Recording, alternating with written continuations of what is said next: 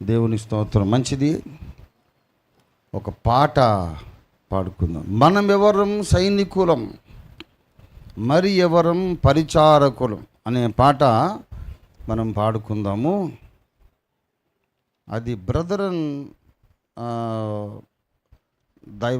దైవ సేవకులు రాసినటువంటి చక్కని పాట. మనం ఎవరం, అవునమ్మా, 524 కదా.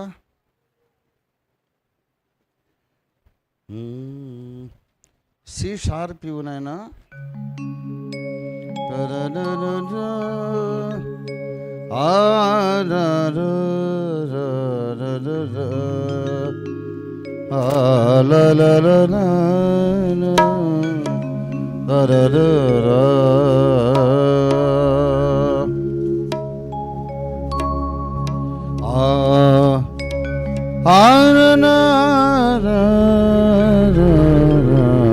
నాకు తెలిసి శ్యాంబాబు గారు అనుకుంటా, కడప బ్రదరన్ ఫెలోషిప్లో సేవకులు, గొప్ప ప్రసంగికులు, చక్కగా వాక్యం చెబుతారు.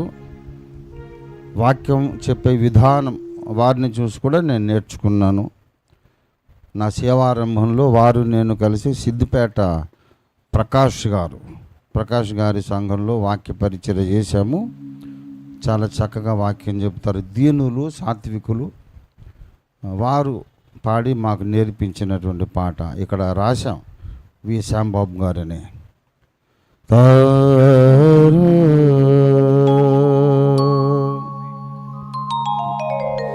మనమివరు సైనికులము, మరి ఎవరం పరిచారకులం, మరి ఎవరం పరిచారకులం. మనమివరం సైనికులం, మరి ఎవరం పరిచారకులం, మరి ఎవరం పరిచారకులం. మనమివరం కడుగను దాసుల పాదములు, పోసెను ఉదకము పళ్ళెములు. కడుగను దాసుల పాదములు, పోసెను ఉదకము పళ్ళెములు. కడుగను దోషుల పాపములు, కార్చెను రుధిరము కల్వరిలో. కడుగను దోషుల పాపములు, కార్చెను రుధిరము కల్వరిలో. మనమివరం సైనికులం, మరి ఎవరం పరిచారకులం, మరి ఎవరం పరిచారకులం. మనమివరం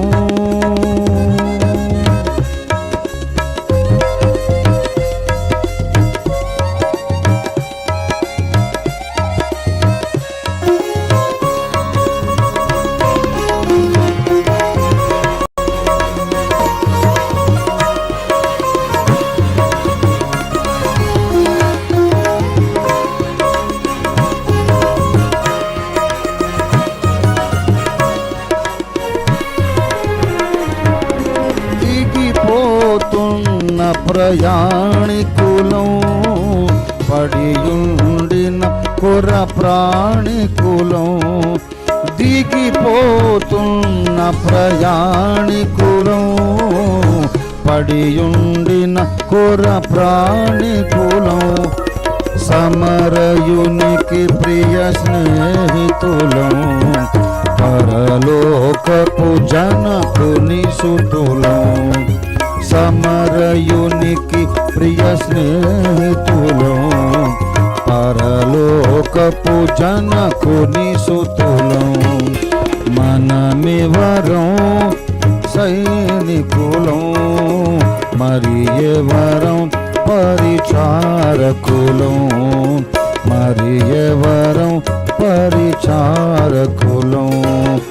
మనమివరం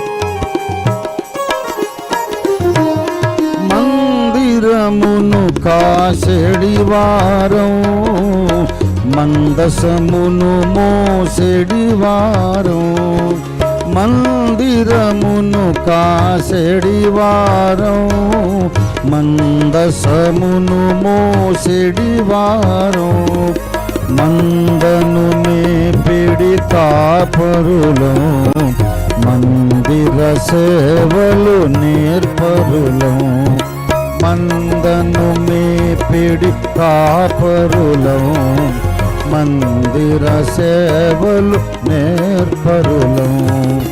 మనమివరం సైనికులం, మరి ఎవరం పరిచారకులం, మరి ఎవరం పరిచారకులం.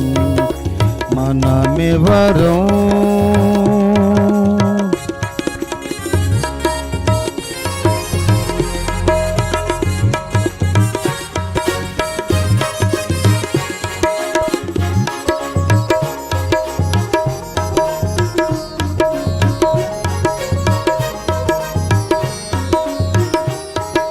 దేవుని గృహములో సేవకులం, దేనారములకు వారసులం. దేవుని గృహములో సేవకులం, దేనారములకు వారసులం. పానలు నింపెడి బోధకులం, బాగుగా ఏలెడి పాలకులం. పానలు నింపెడి బోధకులం, బాగుగా ఏలెడి పాలకులం. మనమివరం సైనికులం, మరి ఎవరం పరిచారకులం, మరి ఎవరం పరిచారకులం. మనమివరం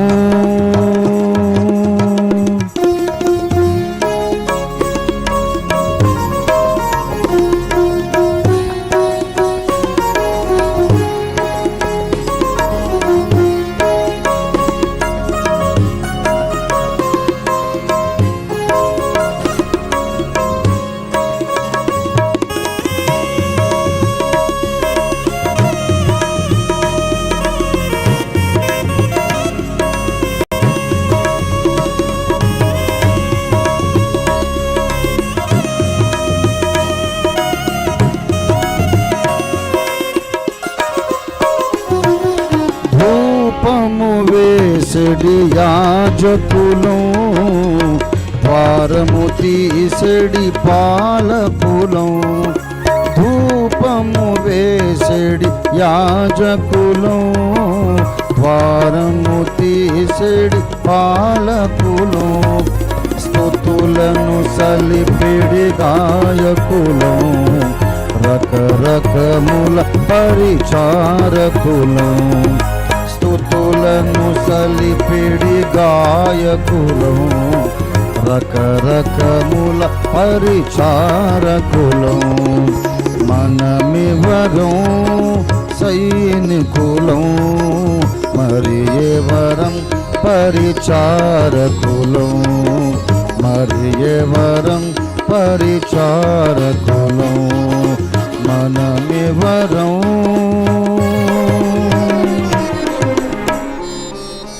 దేవునికి స్తోత్రం. హల్లెలూయా. దేవుని పరిశుద్ధ వాక్యంలో నుండి క్లుప్త ప్రసంగం కొరకు ఒక 2 ముఖ్య ప్రకటనలు ఉన్నాయి. Thank you for reminding me బేటా. మంచి సంతోష వార్తలు చెప్తానన్నాను కదా లైవ్లో.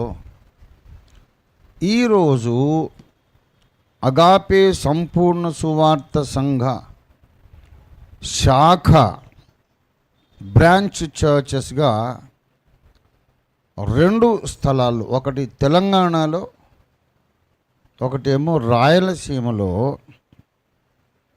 2 సంఘాలు ఈ దినం ప్రారంభించబడ్డాయి. దాన్ని బట్టి దేవుని స్తుతిస్తున్నాను.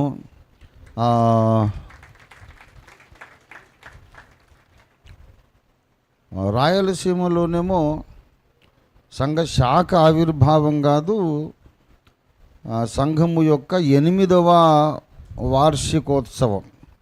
పాణ్యం యేసు అనే పాస్టర్ గారు నడిపిస్తున్నటువంటి సంఘము యొక్క 8వ వార్షికోత్సవం. వారిని దేవుడు ఆశీర్వదించి బహుగా ఇంకను అనేక సంవత్సరాలు దైవ సేవలు, వారిని ఫలవంతమైన సేవలు నడిపించునుగాక. మిగతా ప్రారంభించిన 2 కొత్త సంఘాలు తెలంగాణలోనే. మంచిర్యాల జిల్లా, తర్వాత దండేపల్లి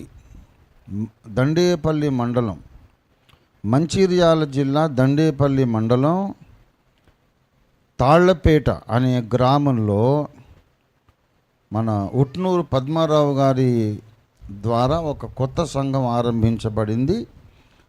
ఇటీవల దేవుని ఘనమైన సేవ కొరకు పాస్టర్గా అభిషేకించబడిన కిరణ్ బాబు అనే పాస్టర్ గారు ఈరోజు పొద్దున ఉదయం, నేను కొంచెం లేట్గా రావడానికి కూడా కారణం అది, 2 సంఘాలు ఫోన్లో ప్రార్థన చేసి ఇనాగరేట్ చేసి నేను వచ్చా. సో మంచిర్యాల జిల్లాలో తాళ్లపేట అనే మండలం, దండేపల్లి మండలం, తాళ్లపేట గ్రామం, అక్కడ అగాపే సంపూర్ణ సువార్త సంఘం ప్రారంభమైనది ఇవాళ పాస్టర్ కిరణ్ బాబు గారి ద్వారా. ఇవాళ నుండి కిరణ్ బాబే ఫుల్ ఫ్లెడ్జ్డ్ పాస్టర్గా సంఘాన్ని నిర్వహిస్తారు. ఆ సంఘము ఉట్నూరులో సేవ చేస్తున్నటువంటి పద్మారావు గారి యొక్క ఎక్స్టెన్షన్. పద్మారావు గారు 20 ఏళ్ల నుండి మన అగాపే అభిషిక్త సేవకుడు, చాలా నమ్మకమైన సహకారి. దేవుని స్తోత్రం. సెకండ్ సంఘం ఏంటంటే పాస్టర్ సువార్త రాజు గారు ఉన్నారు కదా, మన మియాపూర్లో సంఘం నడిపిస్తున్నారు. సువార్త రాజు గారు నివాసం ఇప్పుడు దుండిగల్లో ఉంటున్నారు. ఆ దుండిగల్ డబుల్ బెడ్రూమ్ కాలనీ ఒకటి ఉన్నది. ఆ డబుల్ బెడ్రూమ్స్ ప్రాంతంలో దుండిగల్లో నూతన సంఘము ఉదయం 10 గంటలకు ప్రారంభమైంది. 12:30 వరకు అక్కడ జరిగించి మళ్ళీ ఇక్కడికి మియాపూర్కి వచ్చేస్తారు.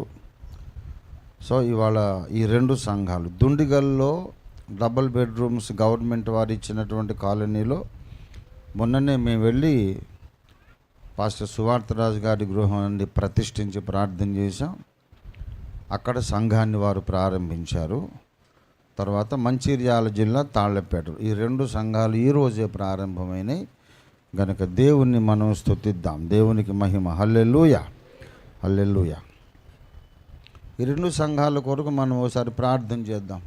స్తోత్రమునైనా తాళ్లపేటలో ఆరంభమైనటువంటి అగాపే సంపూర్ణ సువార్త సంఘం కిరణ్ బాబు, ఉట్నూరు పద్మారావు గారి ద్వారా, కిరణ్ బాబు గారి ద్వారా ప్రారంభించబడి సంఘమును మీరు ఆశీర్వదించండి. దుండిగల్ డబుల్ బెడ్రూమ్ కాలనీలో గవర్నమెంట్ వారు ఇచ్చినటువంటి టౌన్షిప్లో సువార్తరాజు గారు మొదలుపెట్టిన సంఘాన్ని కూడా మీరు ఆరంభించండి. ఇంకా సంఘ విస్తరణ జరిగించండి. ఈ 2 సంఘాలలోనూ సంఖ్యలోనూ ఆధ్యాత్మిక అంతస్తులోనూ అనుదినము అభివృద్ధి జరిగి ఈ 2 సంఘాలు సంపూర్ణ సిద్ధిలోకి సాగి వెళ్ళుచు ఈ 2 సంఘాలు తిరిగి అనేక సంఘాలకు తల్లి సంఘాల గుటకు సహాయం చేయండి.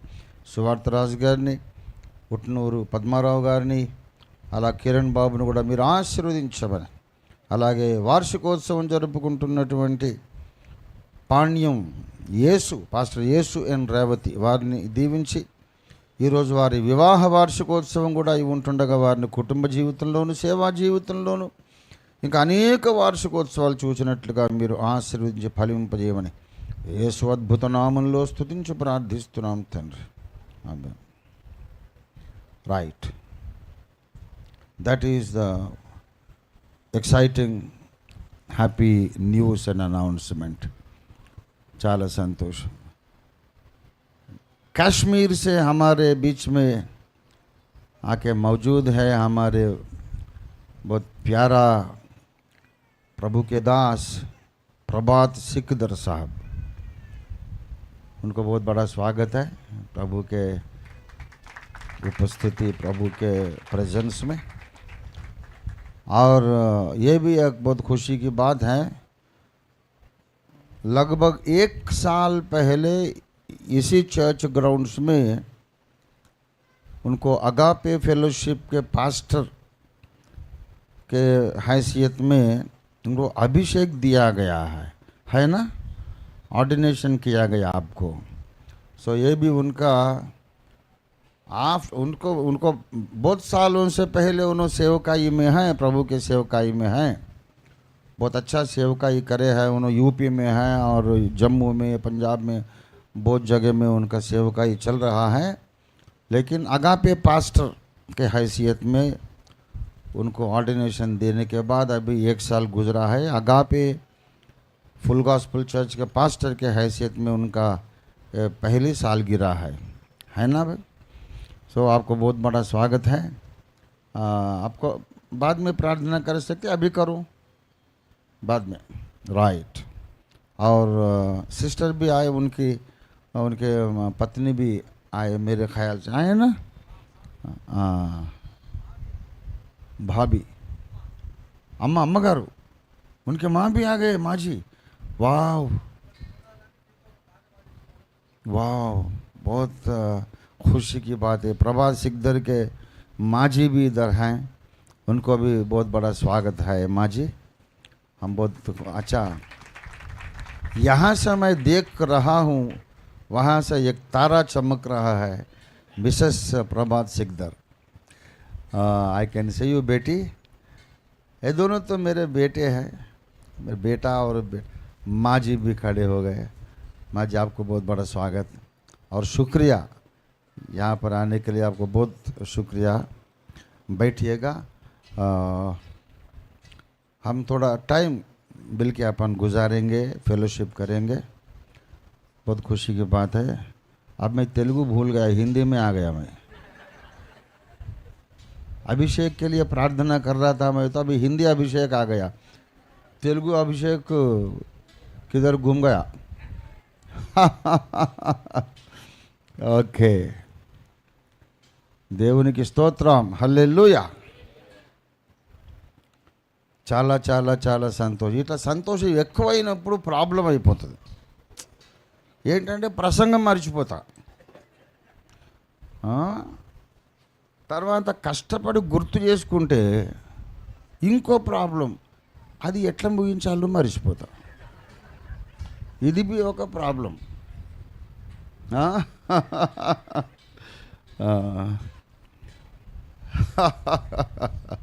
చాలా సంతోషం. నా పిల్లలందరూ ఎప్పుడైనా నవ్వుతూ ఉండాలని నా ఆశ అండి. हंसते रहो, खुश रहो, हंसाते रहो, प्रभु के सम्मुख में आप लोग आनंदित रहो, चंगा रहो और आशीष पालो, अमीर बन के, धन दौलत भी पाके, सब हर एरिया में आपकी ज़िंदगी में ऊंची पहाड़ में चढ़ के सारा दुनिया का नमक और उजाला बन के प्रभु के लिए एक अच्छी ज़िंदगी गुजारो, ये हमारी ख्वाहिश और प्रार्थना है. ఇలాగే నవ్వుతూ ఉండండి, సంతోషంగా ఉండండి. మరి అన్ని విధాల సంపదలతో ఉన్నతమైన కొండ శిఖరం ఎక్కి దేవుని కొరకు మీరు బలమైన సాక్షులుగా బ్రతకండి. ఇది నా ఆశ. మీ కొరకు నేను చేస్తున్న ప్రార్థన.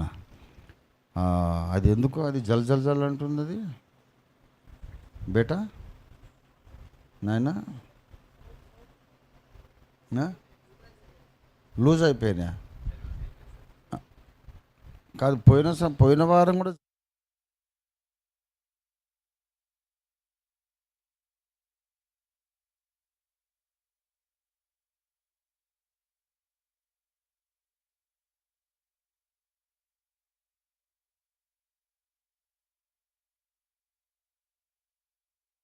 Hallelujah. Okay, short message begins now. Hallelujah. ప్రకటన గ్రంథం, ద బుక్ ఆఫ్ రెవల్యూషన్, 3వ అధ్యాయం, तीसरी अध्याय, प्रकाशित वाक्य 3री अध्याय, దయచేసి 8వ వచనం, 8వ వచనం, 3వ అధ్యాయం 8వ వచనం నేనే చదువుతా. నీ క్రియలను నేను ఎరుగుదును, నీకున్న శక్తి కొంచెమై ఉండినను నీవు నా వాక్యమును గైకొని నా నామము ఎరుగను అనలేదు. ఇదిగో తలుపు నీ ఎదుట తీసి ఉంచి ఉన్నాను, దానిని ఎవడునూ వెయ్యనేరడు. దేవుడి వాక్యమును మన వినికిడిలో ఆశీర్వదించునుగాక. ప్రార్థన చేసుకుందాం.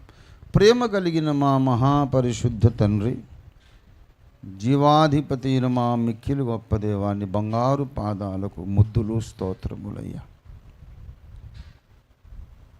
నీ పవిత్ర పాదాలకు ముద్దులు అన్నాం. అలాగనడానికి మా పెదవులు యోగ్యమైనవి కాదు. తప్పైతే క్షమించండి నాయన. నీ పాదాలకు మా మనస్సులోనైనా ఎప్పుడు ముద్దులు పెట్టుకుంటానే ఉంటాం. పరిశుద్ధ ప్రభువా,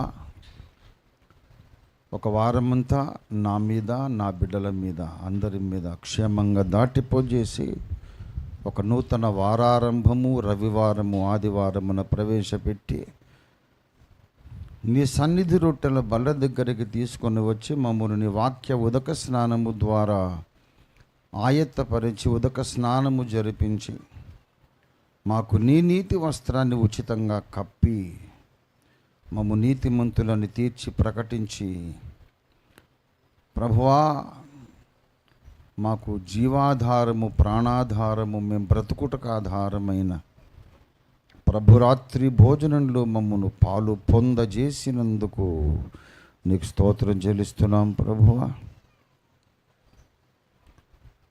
మేము భుజించగా మాలో జీర్ణమైన మీ దివ్య మహిమ దేహము కొరకు యేసు నీ మహిమ శరీరం కొరకు నీకు స్తోత్రం.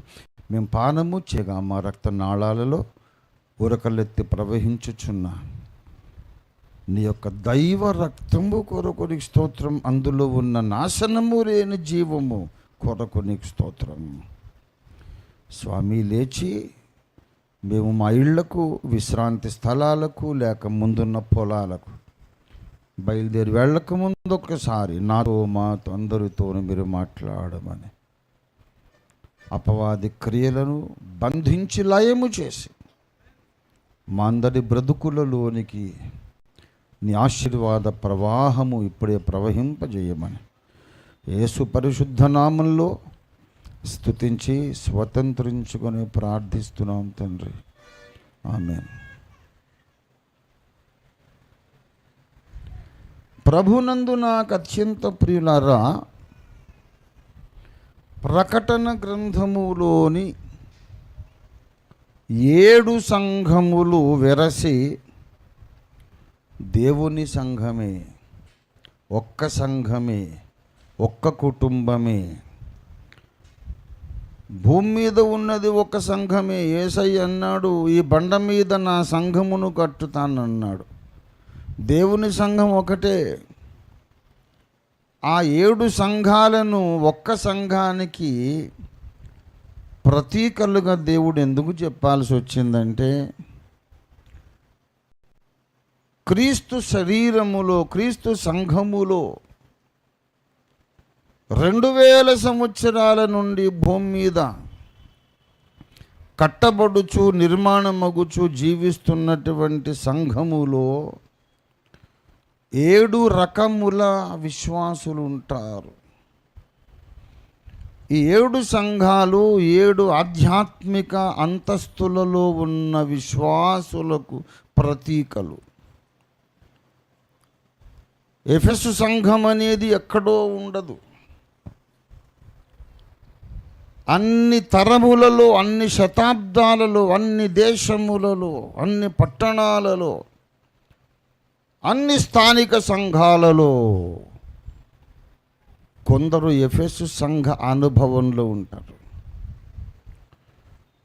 2000 ఏళ్ల నుండి భూమి మీద బ్రతుకుతున్న దేవుని సంఘంలో, అన్ని దేశాలలో, అన్ని స్థానిక సంఘాలలో కొంతమంది స్మరణ అనుభవంలో ఉంటారు. నీ శ్రమను, నీ దరిద్రతను నేను ఎరుగుదును. నువ్వు బీదవాడివి, శ్రమ పడుచున్నావు, శ్రమ పెట్టబడుచున్నావు, అయినా నీవు ధనవంతుడవే. లోకము దృష్టిలో నువ్వు పేదవాడివి, నా దృష్టిలో నీవు ధనవంతుడివి అనిపించుకునే విశ్వాసులు అంతటా అన్ని కాలాలలో ఉంటారు. అంతకుముందు ఎఫెసు సంఘం నీ క్రియలు, నీ ప్రేమ, నీ సహనం అన్నీ ఎరుగుదును, కానీ ఒక తప్పు మోపాల్సి వస్తుంది నీ మీద. మొదట నీకుండిన ప్రేమను నువ్వు వదిలితివి. మొదట నీకుండిన ప్రేమను వదిలితివి. రక్షణ పొందిన కొత్తలో ఉన్న ఆసక్తి, దేవుని వాక్యం అంటే ప్రేమ, ప్రార్థన సన్నిధి అంటే ప్రేమ, ప్రార్థన కూటాలు, ఉపవాస కూటాలు అంటే ప్రేమ, వాక్య ధ్యానం అంటే ప్రేమ, దేవుని భక్తులంటే ప్రేమ, అందరి మీద ప్రేమ హృదయంలో పొంగుతూ ఉండింది. ఒకప్పుడు రక్షణ పొందిన కొత్తలో నీ హృదయం నిండా ప్రేమ, కానీ ఏళ్ళు గడిచాయి, ప్రైజ్ ది లార్డ్ అన్నా అనేది మిగిలింది, హల్లెలూయా మిగిలింది, చాలా వాక్య జ్ఞానం నోట్లోకి వచ్చేసింది, కానీ హృదయంలో విసుగు ప్రవేశించింది. భక్తుల సహవాసం ఇష్టం లేదు. ఎవడైనా ఎదురైతే ప్రైజ్ ది లార్డ్ అందామంటే ఇష్టం లేదు, వీడేమన్నా అడుగుతాడేమోనని, ఏమైనా ఇవ్వాల్సి వస్తుందేమోనని, మనకేమన్నా వదులుతుందేమోనని, మొగమాటం లేకుండా బ్రదర్ సరే తర్వాత మాట్లాడదాం, ఐఎమ్ బిజీ రైట్ నౌ, మళ్ళీ హల్లెలూయా ప్రైజ్ ది లార్డ్. క్రైస్తవ మర్యాదలన్నీ ఉన్నాయి కానీ గుండె లోతుల్లో ప్రేమ లేదు. ప్రార్థన కూడా చేస్తున్నారు కానీ హృదయంలో ఒక డ్రైనెస్, ఎండిపోయిన పరిస్థితి. అది ఎఫెసు సంఘ అనుభవం. అన్ని దేశాలలో ఇలాంటి వాళ్ళు ఉన్నారు, అన్ని డినామినేషన్స్లో ఉన్నారు, అన్ని డినామినేషన్ల అన్ని స్థానిక సంఘాలలో ఉన్నారు. Outwardly they are very warm and godly, but in their heart there is no love. నాకు తెలుసు నీ ప్రేమ తగ్గిపోయింది. కానుక వేస్తున్నావు బాగానే ఉంది, ఒకప్పుడు దేవునికి ఇవ్వగలిగానని ఆనంద బాష్పాలతో ఇచ్చేవాడివి, ఇప్పుడు విసుక్కుంటూ వేస్తున్నావు. ఏదో ఒక తంట తగలబడింది నాకు, కష్టపడి సంపాదించిందంతా దశం భాగం దోచుకుంటున్నారు అనుకుంటున్నారేమో. సణుగు కొనకయు బలవంతముగా కాక సంతోషంగా ఇచ్చేదే ప్రభు స్వీకరిస్తారు. సణుగు గొణుగుతో ఇవ్వకండి. ఎందుకు వేషధారణ? ఎంత ఇస్తున్నావని కాదు ఆయన చూసేది, ఎలాంటి హృదయంతో ఇస్తున్నావని చూస్తాడు. ఇష్టం లేకపోతే మానేయండి, దాని పర్యవసానాలు మీరు అనుభవిస్తారు. కానీ ఎంతో చేసినట్లు నటించేసి లోపల మాత్రం విసుక్కోవడం, దేవుడు పట్టించుకుంటాడు, గాయపడతాడు. There is a form of godliness. పైకి భక్తిగా నటించుచు లోపల అసలైన భక్తి లేని వాళ్లను ఆయన చూసి అంటున్నాడు, మీరే ఎఫెసు సంఘం, మీరే ఎఫెసు సంఘం. మొదట నీకుండిన ప్రేమ ఇప్పుడు లేదు. ఎక్కడో ఒక చోట ఉండదు ఇది, అన్ని సంఘాల్లో ఉంటుంది. మన సంఘంలో కూడా కొందరు ఎఫెసు సంఘ విశ్వాసులుగా ఉంటారు. స్ముర్న దాటితే తర్వాత పెర్గము, సాతాను సింహాసనమున్న చోట నువ్వు కాపురమున్నావు. నికొలాయితుల బోధలను అనుసరించే వాళ్ళు నీలో ఉన్నారు. బిలాము బోధన అనుసరించేవారు నీలో ఉన్నారు. నువ్వు మారు మనస్సు పొందు, లేకపోతే నేను త్వరగా వచ్చి నా నోట నుండి వచ్చే ఖడ్గముతో వీళ్ళతో యుద్ధం చేస్తాను. మారు మనస్సు పొందు అంటే దుర్బోధలను టాలరెంట్గా, పర్వాలేదులే కొంచెం వాక్యానికి భిన్నంగా ఉంటే ఏమి పర్లేదు, ఇది సత్యమే అది సత్యమే, ఇది బైబిలే అది బైబిలే, ఈయన పాస్టరే ఆయన పాస్టర్, అందరూ మంచివాళ్లే కదా, అందరినీ గౌరవించాలి. మరి ఇది కరెక్టా అది కరెక్టా అంత యాక్యురసీ విషయం మనం పట్టించుకోకూడదు. ఏదో ఒకటి చెప్పింది మనం వినాలి, అందరూ హల్లెలూయా అనాలి, మర్చిపోవాలి అంతే తప్ప అది బిలాము బోధ అయితేనేమి, నికొలాయితుల బోధ అయితేనేమి అనుకునేవాళ్ళు పెర్గము సంఘం. అట్లాంటి వాళ్ళు ఉంటారు అన్ని శతాబ్దాలలో, అన్ని ఖండాలలో, అన్ని దేశాలలో. మన దేశంలో మన సంఘంలో కూడా ఒకరిద్దరు ఉంటారేమో పెర్గము సంఘం, కొంతమంది ఉన్నారేమో ఇక్కడ. అది మీకే తెలుసు, యేసయ్యకే తెలుసు. మారు మనసు అయితే పొందాలి. తర్వాత తుయతైర సంఘం, తుయతైరా పట్టణం. ఆ తుయతైర పట్టణానికి చెందింది లూదియా. లూదియా ద్వారా సువార్త ప్రవేశించింది గనక ఆ సంఘంలో స్త్రీలే పరిపాలకులైనారు. అయిన తర్వాత మెల్లిగా అక్కడికి యెజబెలు ప్రవేశించింది. యెజబెలు ప్రవేశించింది, అది ఆ సంఘ కాపరికి తెలుసు. తుయతైర సంఘపు దూతకు ఈలాగు వ్రాయుము, నీ ప్రేమ, నీ క్రియలు, నీ సహనము, నీ విశ్వాసము నేను ఎరుగుదును. నీ మొదటి క్రియల కంటే కడపటి క్రియలు ఇంకా ఎక్కువైనాయని కూడా నాకు తెలుసు. ఆయనను నీ మీద ఒక తప్పు నేను మోపవలసి ఉన్నది. అదేమంటే, నేను ప్రవక్త్రీనని చెప్పుకొనుచున్న యెజబెలు అనే స్త్రీని ఉండనిచ్చుచున్నావు. रहने दो, चलने दो भाई, हमारा क्या नुकसान हो गया, हमारा क्या बिगाड़ रहा है, रहने दो జెజబెల్ को भी. ఆమె ఏం చేస్తుందంటే జారత్వము చెయ్యమని నా దాసులకు నేర్పిస్తుంది, విగ్రహార్పితములు తినమని నా దాసులకు నేర్పిస్తుంది. అది నీకు తెలుసు, దాన్ని గెంటెయ్యలేవు. ఎందుకంటే మొదటి నుండి మన సంఘంలో లూదియమ్మ కాడ నుంచి అంత స్త్రీల పెత్తనం అక్కడ. ఇతడు ఏం చేశాడంటే, నేను కాపరిని అబ్సల్యూట్ అథారిటీతో రూల్ చేయాలి అనేది మర్చిపోయాడు. కాబట్టి మొహమాటం వచ్చేసింది. ఉంటే ఉండని, నేను మరీ ఎక్కువ కట్టడి చేస్తే సంఘం అంతా వెళ్ళిపోతారేమో, నా ఆదాయం తగ్గిపోతుందేమో, కొంచెం లిబరల్గా ఉండాలి, చూసి చూడనట్టుగా ఉండాలి అనుకుని ఆ యెజబెలు అనే స్త్రీని ఉండనిచ్చుచున్నాడు. ఉండనిస్తున్నాడంటే నువ్వే తీసుకొచ్చావని కాదు, అది ఎప్పుడో వచ్చింది నీకు తెలియకుండా. నువ్వు తీసుకురాలే, తర్వాత నువ్వు గమనించావు అది ఉందని.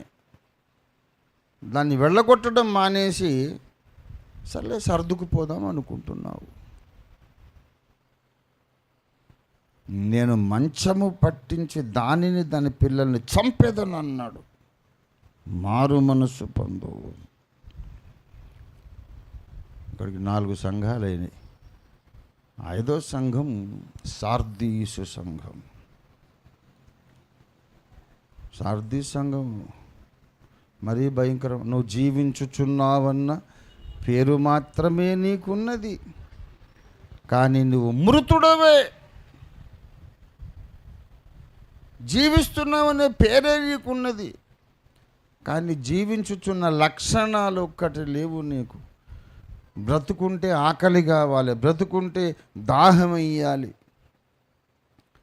బ్రతుకుంటే చలనం ఉండాలి, ముందుకు సాగాలి, ఒకే చోట ఉండకూడదు. బ్రతుకుంటే ఎదుగుదల ఉండాలి. బ్రతుకున్నానంటావు, కదలకుండా ఉన్న చోట ఉంటావు, బెల్లం కొట్టిన రాయిలాగా. బ్రతుకున్నానంటావు, వాక్యం అంటే ఆకలి లేదు. బ్రతుకున్నానంటావు, పరిశుద్ధాత్మ జలములంటే దాహము లేదు. ఇదేం బ్రతుకురా? బ్రతుకుంటే నీకు దాహం ఎందుకు లేదు? పరిశుద్ధాత్మ జలముల కొరకు, ఆత్మవరముల కొరకు దాహం ఉందా?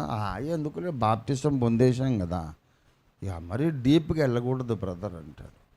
వీడు చచ్చిపోయాడు. వీడు బ్రతుకున్నానంటావు, ఆకలి లేదు, దప్పిక లేదు, ఎదుగుదల లేదు, కదలిక లేదు, మార్పు లేదు. ఈ స్తంభాలు ఉన్నాయి, 100 ఏళ్ళైనా అట్టగా ఉంటాయి, ఎందుకంటే ప్రాణం లేదు. నువ్వు అలాగా ఉంటేలాగా 2023 పోయింది, 24 పోయింది, 25 వచ్చింది. ఏమన్నా మార్పు ఉందా? ఈ స్తంభంలాగా ఉన్నావు నువ్వు, మార్పు లేకుండా. బ్రతుకున్నానని చెప్పుకుంటూ వాస్తవానికి చచ్చిపోయినోళ్ళు అన్ని దేశాలలో ఉన్నారు. ఏమో ఇక్కడ కూడా ఉన్నారేమో అనుకుంటున్నారు. చాలా గొప్ప సంఘంలో సభ్యురాలిని నేనని. దేవుని సన్నిధి అంటే భయం ఉందా? చాలా గొప్ప సంఘంలో నేను ఒక సంఘ నాయకుడిని, సభ్యుడిని అనుకుంటున్నావేమో. వాక్యం అంటే భయం ఉందా? నువ్వు మారు మనసు పొందితేనే సరి, లేకపోతే నీ పరిస్థితి చాలా ఘోరంగా ఉండబోతోంది.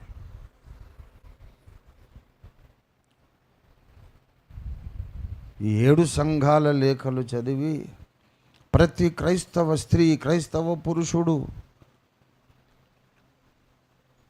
చెప్పుల షాపులోకి పోయి నా కాలుకు ఏ షూ సరిపోతుందని పెట్టి సైజు చూసుకుంటాడు కదా, అలాగ నా బ్రతుక్కి ఏ లేఖ సరిపోతుందని సైజు మ్యాచింగ్ చేసుకోవాలి.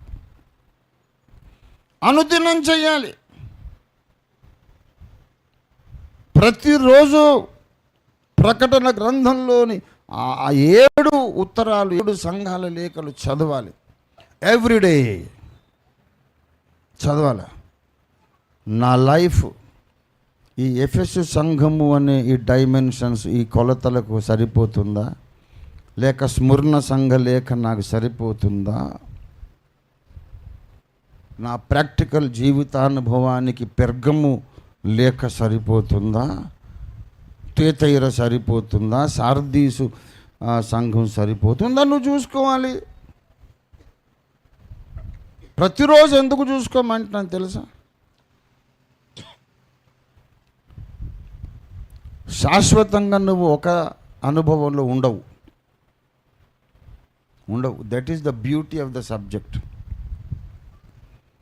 ప్రతిరోజు ఎందుకు చూసుకోవాలంటే, ఇవాళ చదివినప్పుడు నా బ్రతుకు ఎఫెసు సంఘం లాగా ఉంది అని నీకు అనిపిస్తుంది.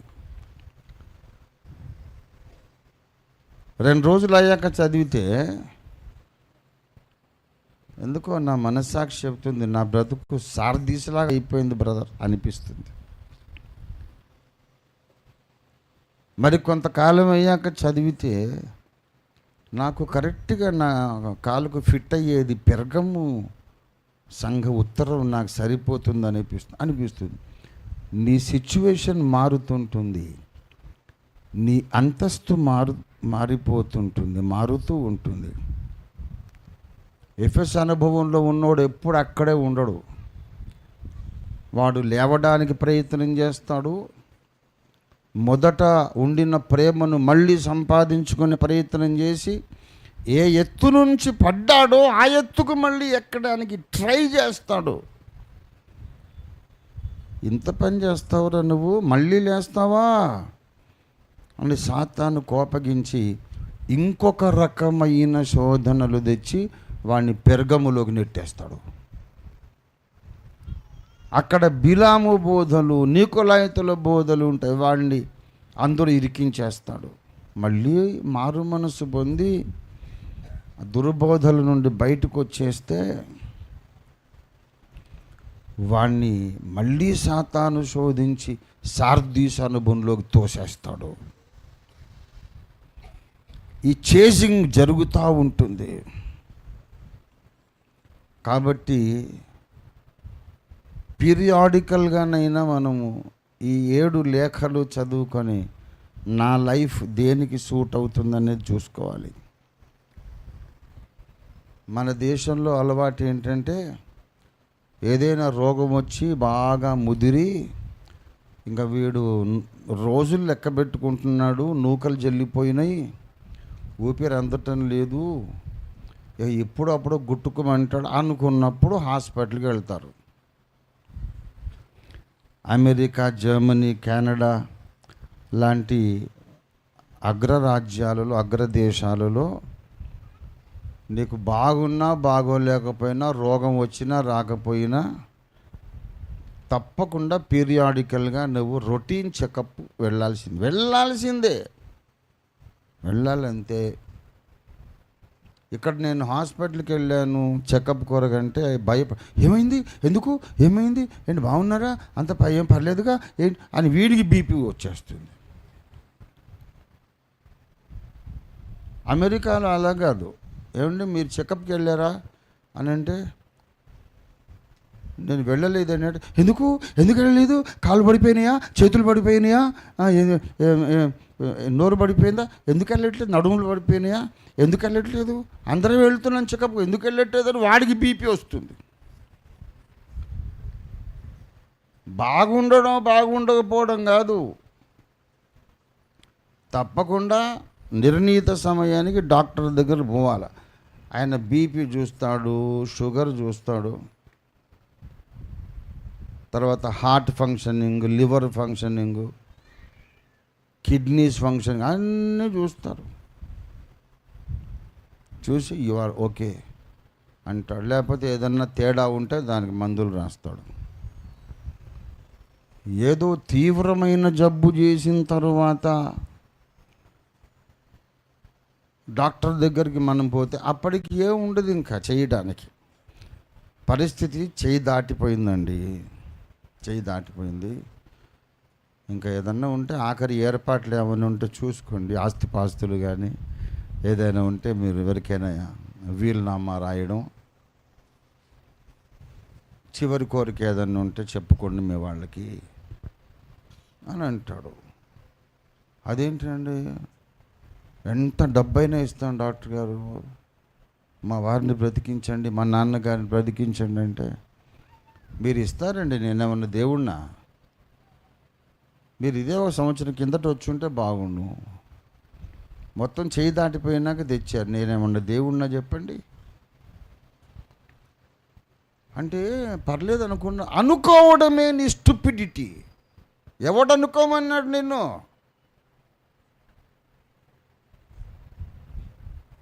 సంవత్సరానికి ఒక్కసారి రెగ్యులర్గా నేను యశోదాకి వెళ్ళి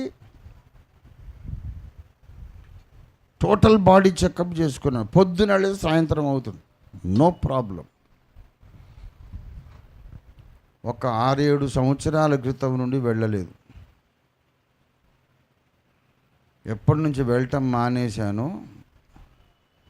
అప్పుడే ప్రాస్టేట్ క్యాన్సర్ అటాక్ అయింది. ఒకవేళ ఆపకుండా నేను వెళ్ళి ఉంటే అంత డేంజర్ అయ్యేది కాదు. అనుభవంలో నుండి చెప్తున్నా. ఎవ్రీ ఇయర్ 30 సంవత్సరాలు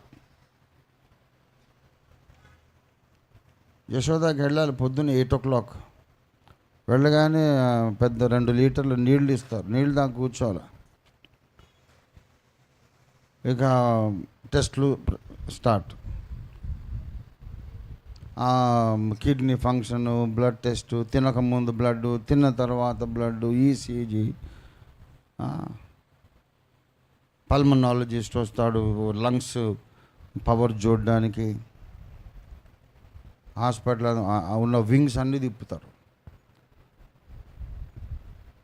కొన్ని టెస్టులు చేస్తారు, వెళ్ళి ఏదైనా తినరండి సార్ అంటాడు. మళ్ళీ తిన్న తర్వాత మళ్ళీ మొదలు. ఒకరోజు హ్యాపీగా గడిపేవాడిని. నేను ఎవరైనా ఫోన్ చేస్తే నేను యశోదాలో ఉన్నానంటే, ఎందుకు ఏమైంది నేను వాడిగా గుండెపోడు. ఏమో కాలేదు బాబు, ఏం కాకుండా ఉండటానికి ముందుగా వచ్చాను అంటే. ఇట్లాంటి పిచ్చోళ్ళు కూడా ఉన్నారా అంటే ఇండియాలో నిండా ఉన్నారు సార్ ఇట్లాంటి వాళ్ళు. ఎట్లాంటి పిచ్చోళ్ళు? రోగము రాలేదు కనుక వెళ్ళొద్దనే పిచ్చోళ్ళు ఉన్నారు. అమెరికాలో ఎట్లాంటి పిచ్చోళ్ళు ఉన్నారంటే రాకపోయినా వెళ్ళాలని. అట్లాంటి పిచ్చోడు నేను. సో సాయంత్రం వరకు వస్తుంది. ఈసీజీ బాగుంది, కిడ్నీ ఫంక్షనింగ్ బాగుంది, నీ బ్లడ్ లెవెల్స్ అని ఎప్పుడు నాకు 14% ఉండేది, తగ్గేది కాదు. హెమోగ్లోబిన్ 14% ఉండేది. You are the healthiest man sir, congratulations అని అనేవాడు డాక్టర్. ఎందుకో విచిత్రంగా నన్ను బిజీగా పెట్టేసి 6 సంవత్సరాల నుండి సైతాన్ని వెళ్లకుండా చేశాడు. నేను కూడా కొంచెం నిర్లక్ష్యం చేశా. సరిగ్గా అప్పుడే అటాక్ అయింది ప్రాస్టేట్ క్యాన్సర్. ఆ సంవత్సరం కనుక నేను వెళ్ళుంటే మొదట్లోనే పట్టేసేవాళ్ళు. అంత డేంజర్ అయ్యేది కాదు నాకు. అది నేను చేసిన తప్పు. పనిలో పనిగా చెప్తున్నా, మీరు కూడా దయచేసి అవకాశం ఉన్నంత వరకు ముందుగానే మీరు రొటీన్ టోటల్ బాడీ చెకప్ అలవాటు చేసుకోండి. ఇప్పుడు వచ్చిన లేటెస్ట్ మెషిన్స్ ఎలా ఉన్నాయంటే, ఇంకొక 6 నెలలు అయిన తర్వాత మీకు హార్ట్ అటాక్ వస్తుంది, రాబోతుంది, నీ బాడీ రెడీ అయిపోతుంది, సిస్టమ్ అంతా హార్ట్ అటాక్ కొరకు. ట్రేసెస్ కనబడుతున్నాయి. మీకు బాగా అనిపిస్తుంది, నీకేం లేదు, ఇబ్బంది లేదు. ఒక 6-7 నెలలు అయ్యాక 100% షూర్ గుండెపోటు వస్తుంది సార్, జాగ్రత్త పడండి అని ముందే చెబుతాడు. అంత అడ్వాన్స్డ్ టెక్నాలజీ వచ్చేది. గుండెపోటు వచ్చిన తర్వాత మనము అంబులెన్స్లో ఎక్కి ఐసీయూలో పడేది మంచిదా, లేకుంటే 6 నెలల ముందే తెలుసుకొని జాగ్రత్త పడితే మంచిదా? ఇది భౌతిక శరీరాన్ని గురించి చెప్పా. అలాంటిదే స్పిరిచువల్ హెల్త్ కూడా.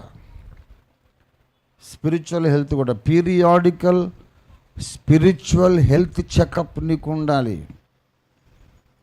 3 నెలలకోసారి అయినా నువ్వు మళ్ళీ ప్రకటనలోని 7 లేఖలు చదువుకొని నా బ్రతుకు ఈరోజు ఏ సంఘానికి పోల్చదగిందిగా ఉన్నది, 3 నెలల కిందట చదివాను. అప్పుడు సర్వోత్తమ సంఘము రాగా నేను ఉన్నాను. మరి ఇవాళ చదువుకుంటే కొంచెం మరి సార్దీసులాగా ఉన్నానేమో, ఎఫెస్లాగా ఉన్నానేమో, పెర్గములాగా ఉన్నానేమో, నా యాటిట్యూడ్స్ మారిపోయినాయేమో. You must have regular routine spiritual health checkup. Take your own spiritual life seriously. Don't take it easy. It is deadly serious matter. దేవుని ముందు నువ్వు ఎలాంటి మైండ్ కలిగి ఉన్నావు? 6 నెలల కిందట బాగున్నానండి, చెకప్ చేసుకున్నా, ఇప్పుడు బాగలేవేమో ఎలా తెలుసు నీకు?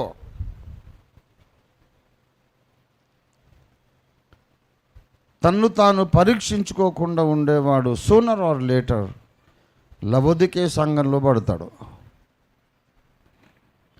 నువ్వు దౌర్భాగ్యుడవును, దిగంబరుడవును, గుడ్డివాడవును అయి ఉన్నావని ఎరుగక నువ్వు దౌర్భాగ్యుడో, దిగంబరుడు అంటే బట్టలు లేవు వాడికి, కానీ వాడు ఎరుగడు. బట్టలు లేవు, ఒంటి మీద సిగ్గుపోతుంది, కానీ వాడు ఎరుగడు. లిటరల్గా వరంగల్లో మా ఆజంజాహి మిల్స్ కాలనీలో ఒక పిచ్చోడు ఉండేవాడు. వాడు షర్ట్ ఉంది కదా, షర్ట్ను జస్ట్ ఈ చెస్ట్ దాకా కట్ చేసేసి వేసుకునేవాడు. తర్వాత పైన ఒక మంచి దొర టోపీ పెట్టుకునేవాడు. దొర టోపీ. ఇంకా వాడి దర్జాయే దర్జా. ఇక్కడ దాకా షర్టు, ఈ చేతులు కూడా ఇక్కడ దాకా కట్ చేసేసి ఇక్కడ దాకా వేసుకుంటారు దొర టోపీ. కింద ఏం లేదుగా. ఇక్కడ దాకా షర్ట్ ఉన్న తర్వాత కింద ఓ బనియన్ లేదు, అండర్వేర్ లేదు, ప్యాంట్ లేదు, లుంగీ లేదు, పంచ లేదు, ఏమీ లేదు, మొత్తం నేకెడ్. వాడు పిచ్చోడు పాపం. ఓ కట్టె తుపాకి పట్టుకునేవాడు. రే ఎవరిని దారిలో పోతుంటే పిలిచేవాడు, రే ఏమనుకున్నారా, నాకు నమస్కారం పెట్టుకుంటూ పోతున్నారు, నేనంటే ఎవరు అనుకున్నారా, నేను మహారాజుని, సల్యూట్ కొట్టండి. కట్టె తుపాకి ఇట్ట పెట్టేవాడు. పిచ్చోడు. ఇక మేము చిన్న చిన్న పిల్లలము, వాడిని చూసి నవ్వేవాళ్ళు. నాకు బాగా గుర్తు, లోగడ ఒక్కసారి కూడా వీడి సంగతి చెప్పినట్టు గుర్తుంది. ఎవరికైనా గుర్తుందా? వరంగల్ నీకు గుర్తు? వెంకటేష్ గుర్తు. నేను చెప్పేది ఏదో అబద్ధం అయితే కట్టుకథ ఏదో కట్టుకథ అని చెప్తా, పిట్టకథ అని చెప్తా. ఇది ఫ్యాక్ట్. నేను వాడిని చూసా. ఇక నా చుట్టూ ఎప్పుడు ఒక వానర సైన్యంలాగా ఉండేది అన్నట్టు. ఒక 30 మంది నా దండు, ఓఫీర్ దండు. అప్పుడే వాడి దగ్గర వాడిని మాట్లాడిస్తే పిచ్చి పిచ్చి మాటలు. మంచి పిచ్చోడు వాడు, ఎవరికి హాని చేయడు, కొట్టడు, చేయడు, కానీ he feels he's a king. నేను రాజును అదంటే నేను రాజుగారు అని మేము పోయి మాట్లాడితే అంతసేపు మొత్తం నంగావాడు, కిందంతా ఏం లేదు. అయితే కిందంతా సిగ్గుపోతుందనే సంగతి వాడికి తెలియదు. అట్లా కొంతమంది క్రైస్తవులు ఉన్నారట. నీవు దౌర్భాగ్యుడవని నీవు ఎరుగవు, నువ్వు దిగంబరివని నీకు తెలీదు, నువ్వు గుడ్డివాడవని నీకు తెలియదు. అరే గుడ్డోడంటే ఎవరికైనా తెలియకుండా ఎట్లాగుంటుందండి? కళ్ళు కనిపిస్తున్నాయో లేదో తెలీదా? చూడగలుగుతున్నాడో లేదో తెలీదా? వీడికి తెలియలేదు. ఎందుకంటే ఆధ్యాత్మిక సంగతులే చూడలేకపోతున్నాడు, కానీ భూలోక సంగతులన్నీ చూడగలుగుతున్నాడు. భూమి మీద ఉన్నటువంటి ఆకర్షణీయమైన సంగతులన్నీ బాగా చూస్తున్నాడు. దేవుడు చూపించాలనుకున్న సత్యాలు చూడలేకపోతున్నాడు, దేవుని చిత్తాన్ని గ్రహించలేకపోతున్నాడు. వాడి కళ్ళ ముందుకే దేవుడు తెస్తున్నాడు ఎన్నోసార్లు, అయినా వీడికి కనిపించట్లేదు. He cannot see what God wants to show him. వాడికి చెట్లు, చేమలు, కొండలు, మనుషులు అందరూ కనిపిస్తారు. So I'm okay, I can see everything అనుకుంటున్నాడు. But you are not able to see what is necessary for your spiritual life. अंधे हो गए हो, वो चीज़ को तुम देख नहीं पाते हो जो परमेश्वर आपको दिखाना चाहता है. परमेश्वर के नज़र में तुम तो अंधे हो, लेकिन तुम्हारे नज़र में तुम तो बहुत अच्छे, आंखें वाले, अच्छे नज़र रह के अच्छा नज़र से देखने वाले हो। तुम्हारे नज़र में तुम चंगा हो, अच्छा हो, लेकिन परमेश्वर के नज़र में तो अंधे हो। దేవుడు ఏమి చూపించాలనుకున్నా నీకు కనపడదు. నువ్వు దౌర్భాగ్యుడు, యు ఆర్ ఎ రెచ్చడ్ ఫెలో. కానీ నాకేం కొదువా అనుకుంటున్నాడు. ఎందుకు తెలుసా? బ్యాంక్ బ్యాలెన్స్ బాగా పెరిగిపోయింది. నేను ధనవంతుడను. సార్దీసు సంఘము యొక్క సాక్ష్యం ఇది. నేను ధనవంతుడను, ధన వృద్ధి చేసి ఉన్నాను. మా సంఘంలో నాకున్న డబ్బులు ఎవరికి లేవండి. మా కులంలో కానీ, మా వంశంలో కానీ, మా ఊర్లో కానీ నేను కూడబెట్టినంత డబ్బులు ఎవరి దగ్గర లేవు. ఇక దేవుడు నన్ను దీవించకపోవడం ఏంటి? నాకా మీరు నీతులు చెప్పేది? దేవుడు నిన్నే దీవించలేదు. అడుక్కుంటున్నావు, అప్పులు చేస్తున్నావు. నన్ను దేవుడు ఆశీర్వదించి కోటీశ్వరుని చేశాడు కదా. దేవుడు నిన్ను ఇంకా దీవించలేదు, అప్పుల పాలైపోయావు. నువ్వు నాకు ప్రసంగాలు చేస్తావేంటి? నాకు బాగా డబ్బులు ఉన్నాయి, నేను ధనవంతుడను, నాకు ఏమీ కొదువలేదు అనుకుంటున్నాడు. దేవుని దృష్టిలో అంటాడు, ఒరే నీకన్నా పనికి మాలినోడు లేడు. నేను చూస్తే నాకు ఎంత అసహ్యం వేస్తుందంటే నా నోట్లోంచి ఉమ్మేద్దాం అనుకుంటున్నాను. ఈ మాటలు ఉన్నాయి బైబిల్లో. ఉమ్మేయడం అంటే తెలుసా? Permanent rejection. ఉమ్మేయడం అంటే శాశ్వతంగా తిరస్కరించుట. మీరెవరైనా సరే మీ నోట్లోంచి ఉమ్మి వేసిన దాన్ని అరే రే ఉమ్మేయకపోతే బాగుండు అనుకొని మళ్ళీ నాకి వెనక్కి తీసుకుంటారా?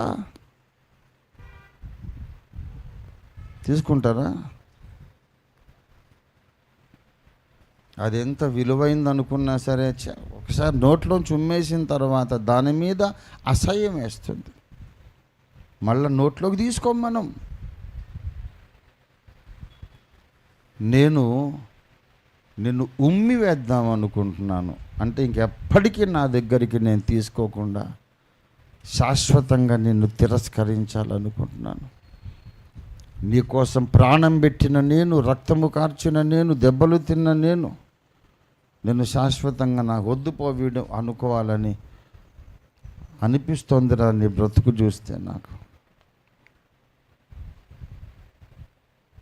పీరియాడికల్గా అప్పుడప్పుడు నిర్ణీత కాలాలలో క్రమబద్ధంగా నీ ఆత్మీయ జీవితాన్ని, నీ ఆధ్యాత్మిక జీవిత యాత్రను ఈ 7 సంఘాల లేఖల కొలబద్ద పెట్టి, స్కేలు పెట్టి నువ్వు కొలుచుకొని, నేను ఎక్కడ ఇముడుతున్నాను, నాది ఎఫెసు సంఘమా, నా అనుభవం స్ముర్ణ సంఘమా, లేకపోతే పెర్గము సంఘమా, సార్దీసు సంఘమా, లవోదీక సంఘమా, నువ్వు ఎప్పటికప్పుడు చూసుకోకపోతే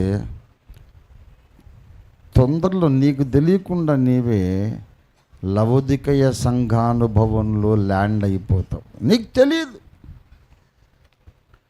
లవోదికయలో చేరినాడు ఎవడైనా కూడా ఇక నా అంత భక్తుడే లేడు అనుకుంటాడు, నా అంత జ్ఞాని లేడు అనుకుంటాడు. నాకేం తక్కువ? దేవునికి నాకన్నా దగ్గర ఉన్నాడు ఎవడు లేడు, నేనే దేవునికి సన్నిహిత భక్తుడిని అనుకుంటాడు.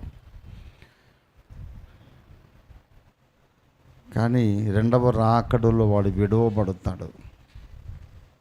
ఉమ్మేసినాక వాడి ఎత్తబడతాడండి. యేసయ్య అసహ్యించుకొని ఉమ్మేసిన తర్వాత వాడు ఏమి ఎత్తబడతాడు? కానీ ఎప్పటికప్పుడు రెగ్యులర్ హెల్త్ చెకప్ చేసుకుంటూ ఉండే సౌకర్యం మనకుంది. ఒక రోజంతా ఉపవాసం ప్రతిష్ఠించుకోండి. ఎవడి కోసమో కానీ నీ కోసమే. బైబిల్ ఓపెన్ చేయండి, ప్రకటన 2-3 అధ్యాయాలు చదవండి, కన్నీళ్లతో ప్రార్థన చేయండి, పరిశుద్ధాత్మ సహాయం కొరకు అడగండి, వేడుకొనండి. తండ్రి నాకు చూపించు, నా బ్రతుకు ఈ 7 సంఘాల్లో ఎక్కడుందో చూపించు. అడిగితే దేవుడు నిన్ను ఒక ఉత్తమమైన అనుభవంలోకి నడిపిస్తాడు. ప్రియులారా, ఈ అనుభవానికి మనం రావాలి. అయితే ఇంతసేపు బాగానే చెప్పారు సార్, కానీ మూలవాక్యానికి ఇంకా రాలేదేంటిది? అసలు మూలవాక్యం ఎక్కడ చదివా నేను? 3వ అధ్యాయము 8వ వచనం. మరి వాళ్ళ సంగతి ఏంటి అంటే, నీవు మారు మనస్సు పొందాలి అని చెప్పని సంఘం అది. స్మరణ సంఘాన్ని కూడా చెప్పలేదులేండి. Repent, otherwise you are going to face serious consequences అని చెప్పనటువంటి సంఘాలు 2. స్మరణ సంఘము చూడండి, చిన్న లేఖ రాశాడు, నీవు మారు మనసు పొందాలి అని అనలేదు, నమ్మకంగా ఉండు అన్నాడంతే. ప్రాణాపాయం వచ్చినా సరే అంతము దనుక నమ్మకంగా ఉండమన్నాడు. అలాగే ఫిలదెల్ఫియా సంఘమును కూడా మారు మనసు పొందమని చెప్పలేదు ఆయన. అంటే పర్లేదురా, నీకు మినిమం మార్క్స్ అయితే పాస్ మార్కులు అయితే వచ్చినాయి. మరి ఫిలదెల్ఫియా సంఘానికి ఎందుకు రాశాడు ఉత్తరం అంటే, అక్కడ ఒక విచిత్రమైన విషయం వ్రాయబడి ఉంది. నువ్వు ఇప్పటిదాకా బాగానే ఉన్నావు, ఆ అనుభవంలో నువ్వు స్థిరంగా నిలబడు, అక్కడి నుంచి జారిపోకు, జాగ్రత్తగా ఉండు. అందుకే ఈ లేఖ రాశాడు. 8వ వచనం, నీ క్రియలను నేను ఎరుగుదును, నీకున్న శక్తి కొంచెమై ఉండినను నువ్వు 2 పనులు చేశావు. అదే నా ప్రసంగాంశం.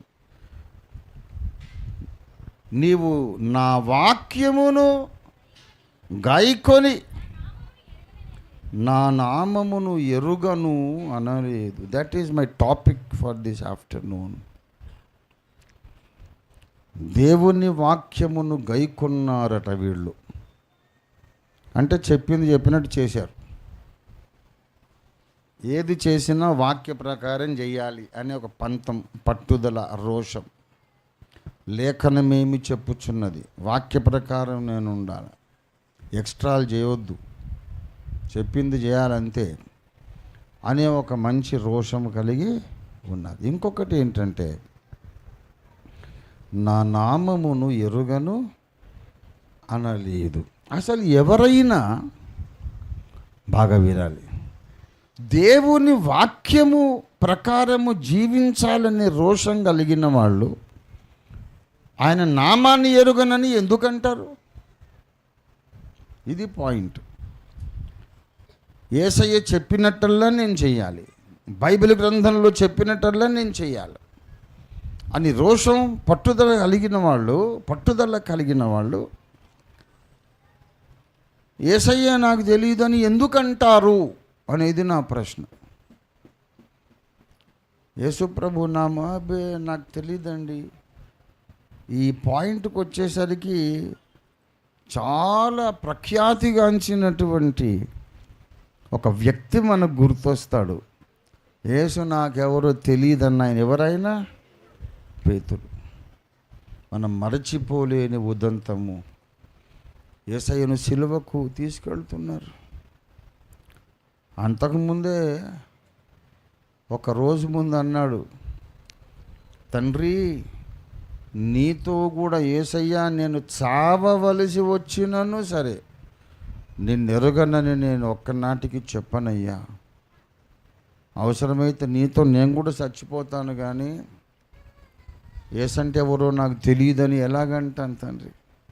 అలాగన్నాను అంటే పేతురు తెల్లవారి కోడి గుయ్యక ముందే నువ్వు 3 సార్లు అంటావు యేసు నాకు తెలియదని. ఒక్కసారి కాదు, చూసుకో అన్నాడు యేసయ్య. అదే జరిగింది.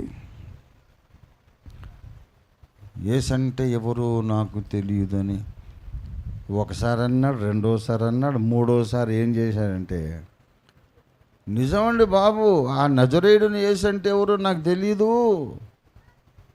తెలియదని చెబితే నమ్మరేంటి? మా అమ్మతోడు, మా నాయనతోడు, నా భార్యతోడు, నా కొడుకుతోడు, వాడితోడు వీడు ఒట్టు పెట్టుకుంటున్నాడు. ఇంత లోపల కొక్కరోకో అన్నది. బాబోయ్, యేసయ్య చెప్పిన మాట అక్షరాలు నెరవేరింది. కోడి కూసేసింది. కోడి కూయక ముందు 3 సార్లు నేను యేసుని ఎరగనని చెప్పాను అని వెలుపలికి పోయి సంతాపపడుచు ఏడ్చాడు. గుండె పగిలిలాగా రోధించాడు. యేసయ్య ఎవరో నాకు తెలియదు అని పేతురు అన్నాడని మనకు బైబిల్లో రాయబడింది. నా నామాన్ని ఎరుగనని నువ్వు అనలేదు అని ఫిలదెల్ఫియా సంఘాన్ని గూర్చి రాయబడింది. ఎందుకు తెలుసా? భూమి మీద బ్రతికి ఉన్న ప్రతి క్రైస్తవ విశ్వాసి, సకల డినామినేషన్లలో ఉన్న ప్రతి క్రైస్తవ స్త్రీ, క్రైస్తవ పురుషుడు ఇదే పరీక్ష ఎదుర్కొనే కాలం రాబోతున్నది. ఇది హెచ్చరిక. ఇది చెప్పమన్నాడు యేసయ్య, చెబుతున్నా. నా పని అయిపోయింది. ప్రియ దేవుని బిడ్డలారా, పేతురులాగా నువ్వు భయపడే రోజు వస్తుందేమో.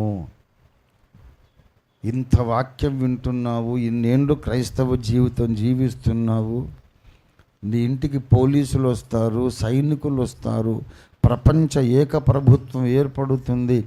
ఆ ప్రపంచ ప్రభుత్వ అబద్ధ క్రీస్తు సైనికులు వస్తారు.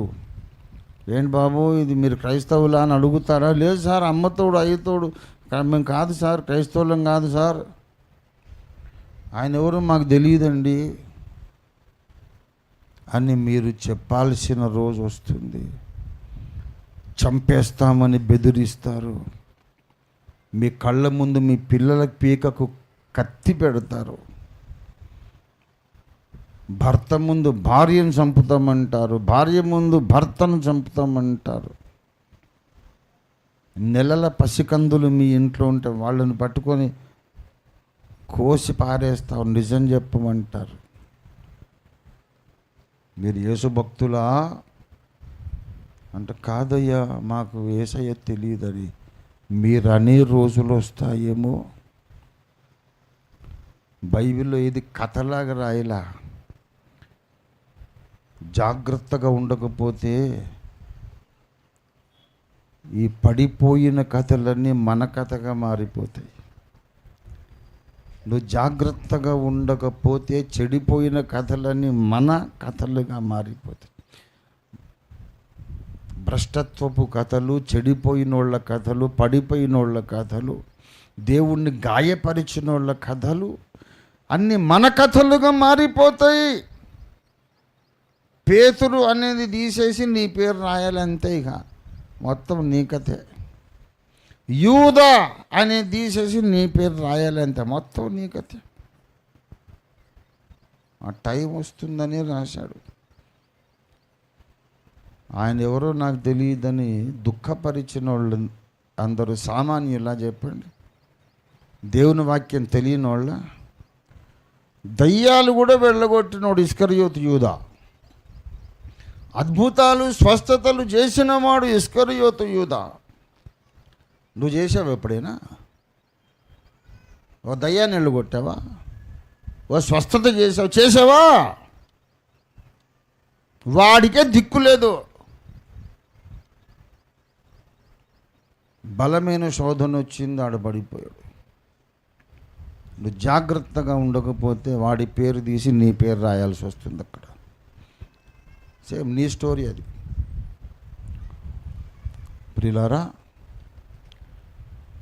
అనేక మంది యేసును ఎరుగననే పరిస్థితులు రాబోతున్నాయని యేసు ప్రభు వారు చెప్పారు. దయచేసి మత్తయి సువార్తలోనికి రండి. 10వ అధ్యాయము, మత్తయి సువార్త 10వ అధ్యాయము ప్రియులారా, 33వ వచనం. 33వ వచనం. మనుషుల ఎదుట ఎవడు నన్ను ఎరుగనను వానిని పరలోకమందున్న నా తండ్రి ఎదుట నేనును ఎరుగను అందును. ఎవడైనా మనుషుల ముందు నాకేసయ్య తెలియదండి అని ఎవడైనా అంటే, పరలోకానికి వెళ్ళాక ఈడెవడో నాకు తెలియదని నేనంటాను అని యేసయ్య చెప్పాడు. అంటే అట్లాంటి వాళ్ళు ఉంటారనే ఉండరనా? ఉంటారని ఉండరనే? ఉంటారు. పరిస్థితులు బాగున్నప్పుడు అందరూ సంఖలో బైబిల్ పెట్టుకొని హల్లెలూయా స్తోత్రం అన్నీ ఉంటాయి.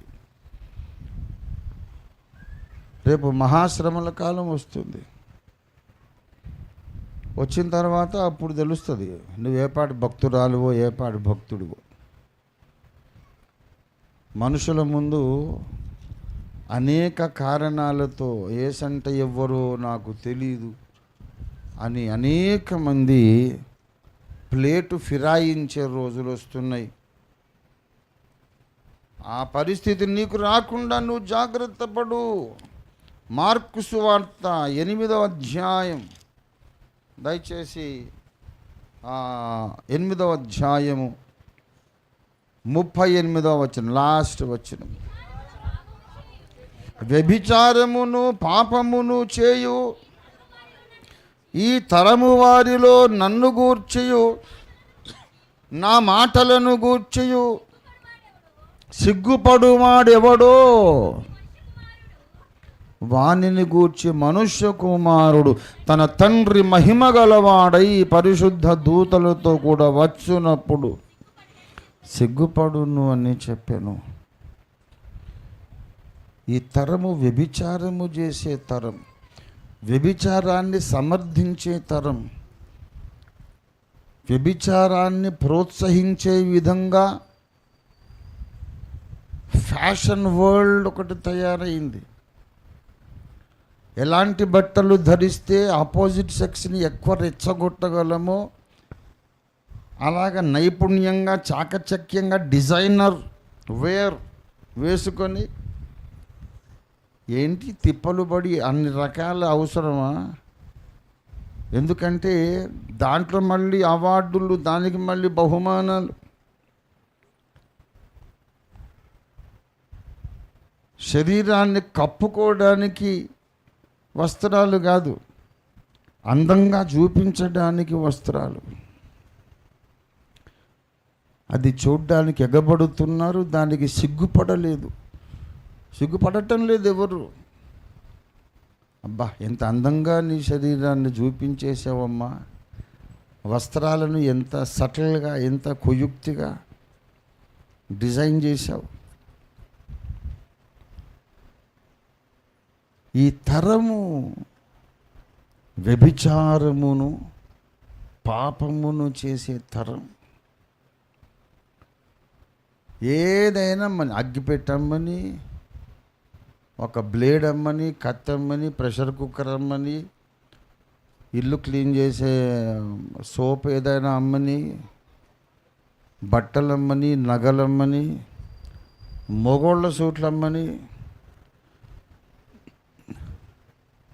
చాలని అర్ధనగ్నంగా ఉన్న బట్టలు వేసుకున్న ఒక అమ్మాయిని అయితే చూపించకుండా వాడు ఏది అమ్మలేడు. అదే మగవాళ్ళు వేసుకున్న సూట్లకు ఆడపిల్ల బొమ్మ ఎందుకురా అంటే అది ఉంటేనే ఇది చూస్తారు సార్. అంటే ఏంటి? ప్రపంచమంతా వ్యభిచారంతో నిండిపోయింది. And they are not ashamed of it. దాని గురించి సిగ్గుపడడం లేదు. అగ్రరాజ్యాలు, ప్రపంచ ఫ్యాషన్ సెంటర్ ప్యారిస్, ఫ్రాన్స్, అది వేల కోట్ల లక్షల కోట్ల బిజినెస్.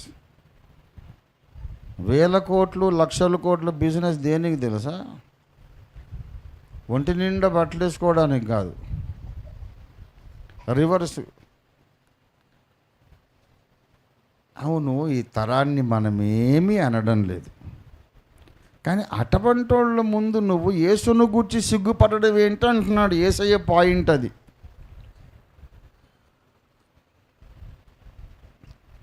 అటువంటి వాళ్ళ ముందు పరిశుద్ధుడైన యేసయ్యను గూర్చి నువ్వెందుకు సిగ్గుపడాలి? వాళ్ళు బట్టలు ఇప్పుకొని తిరగడానికి సిగ్గుపడడం లేదు. వాళ్ళకి స్వేచ్ఛ ఉంది. వాళ్ళ శరీరం, వాళ్ళ సిగ్గు, వాళ్ళ ఇష్టం. వాళ్ళ ఇష్టమే. మనం వద్దంటే వింటారేంటి? కానీ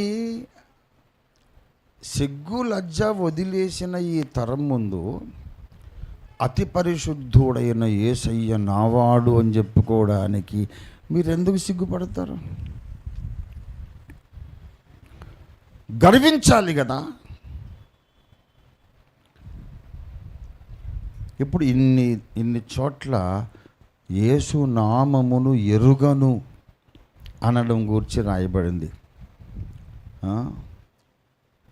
మత్తయి 10వ అధ్యాయం, మార్కు 8వ అధ్యాయం, యేసు ప్రభు వారి శిలువ వేసిన సందర్భము, తర్వాత ప్రకటన 3వ అధ్యాయం, ఇంకా కొన్ని చోట్ల కూడా ఉంది ఈ విషయం.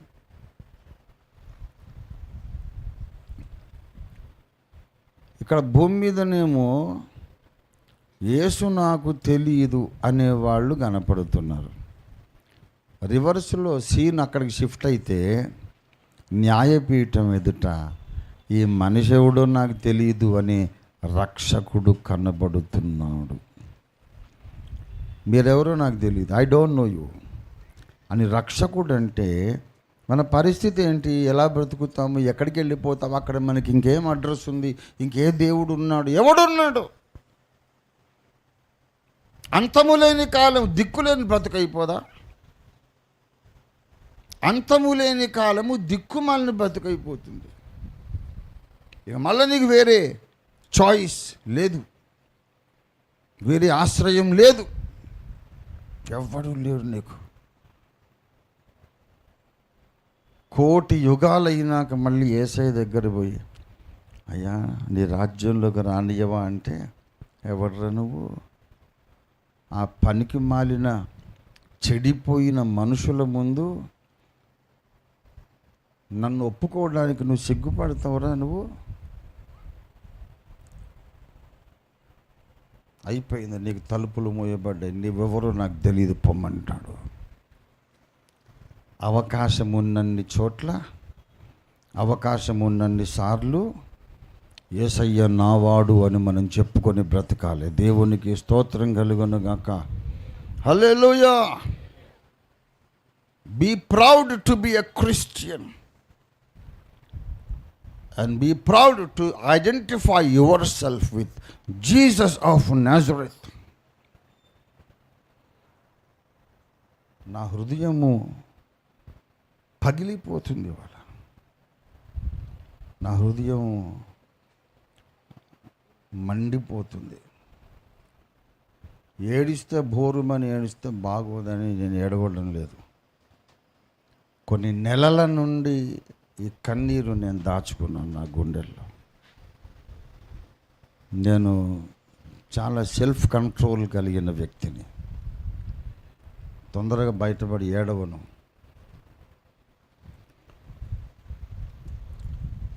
నా బాధ ఏంటో నేను చెప్పి ముగించేస్తాను.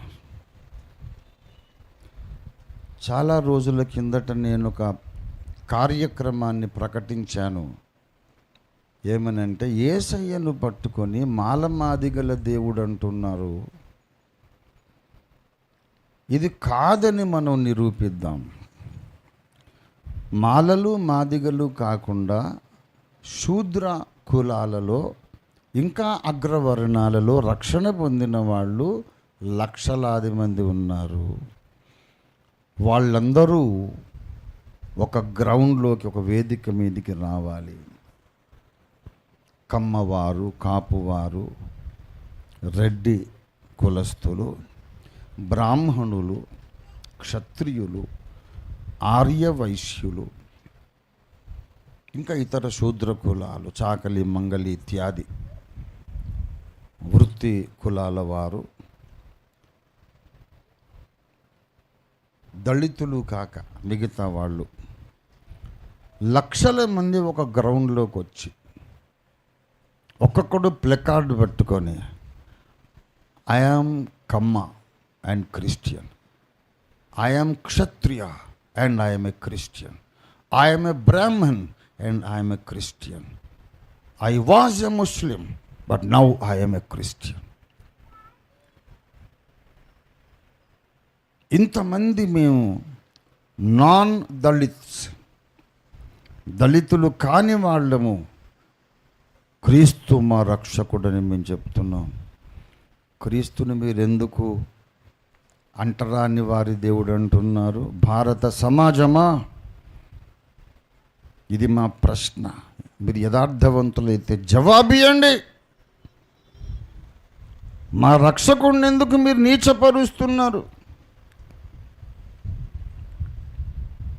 మాలలు నీచమైన వాళ్ళు కాదు, మాదిగలు నీచమైన వాళ్ళు కాదు. అయితే మీ దృష్టిలో అలాగ అనుకుంటున్నారుగా, అదేదో తక్కువ స్థాయి అనుకుంటున్నారు కదా. మీ దృష్టికి బ్రాహ్మలు, కమ్మ, కాపురెడ్డి ఎక్కువ అనుకుంటున్నారుగా. మరి లక్షల సంఖ్యలో వాళ్ళే నమ్మారు. యేసునెందుకు మీరు అసహించుకుంటున్నారు? మీ దృష్టికి గొప్ప కులమైన బ్రాహ్మణులే ఇన్ని వేల మంది రక్షణ పొందారు యేసుని అంగీకరించి. మరి మీరెందుకు యేసుని అసహించుకుంటున్నారు అని భరత జాతికి ఒక సవాల్ విసరాలి. అందుకొరకు ఉన్నత వంశాలలో నుండి రక్షణ పొందిన వాళ్ళందరినీ ఒకచోట సమావేశపరచాలి అని నేనొక ప్రణాళిక కలిగి ఉన్నానని ఇంతకుముందు నేను ప్రకటించాను. మీకు ఎవరికైనా తెలుసా లేదా? తెలిసిన వాళ్ళు చేయొద్దండి. ఏమండి, కెమెరా చూపెడుతుందా వీళ్ళందరినీ? ఎక్కడ పోయాడు కెమెరామెన్? ఇంతమంది వస్తుందా? రైట్. ఆ తర్వాత ఒక జిల్లా, నేను అన్నీ చెప్పగలను కానీ నేను ఎవరిని అవమానించడం నాకు ఇష్టం ఉండదు. అందుకే కొన్ని విషయాలు మరుగు చేస్తాను. చాలామంది ఆర్యవైశ్యులు రక్షణ పొందారు, వందల మంది. వాళ్ళ దగ్గరికి నేను నా ఆత్మీయ కుమారుణ్ణి పంపా. మొదలు పెట్టేద్దాం ఈ కార్యక్రమం. హరిబాబు గారు వచ్చారుగా, ఏది ఆర్సీఎం, ఇంకా ఇంకోటి అదేదో ధన్వంతరి, అవన్నీ తీసుకొచ్చిన సహోదరుడు.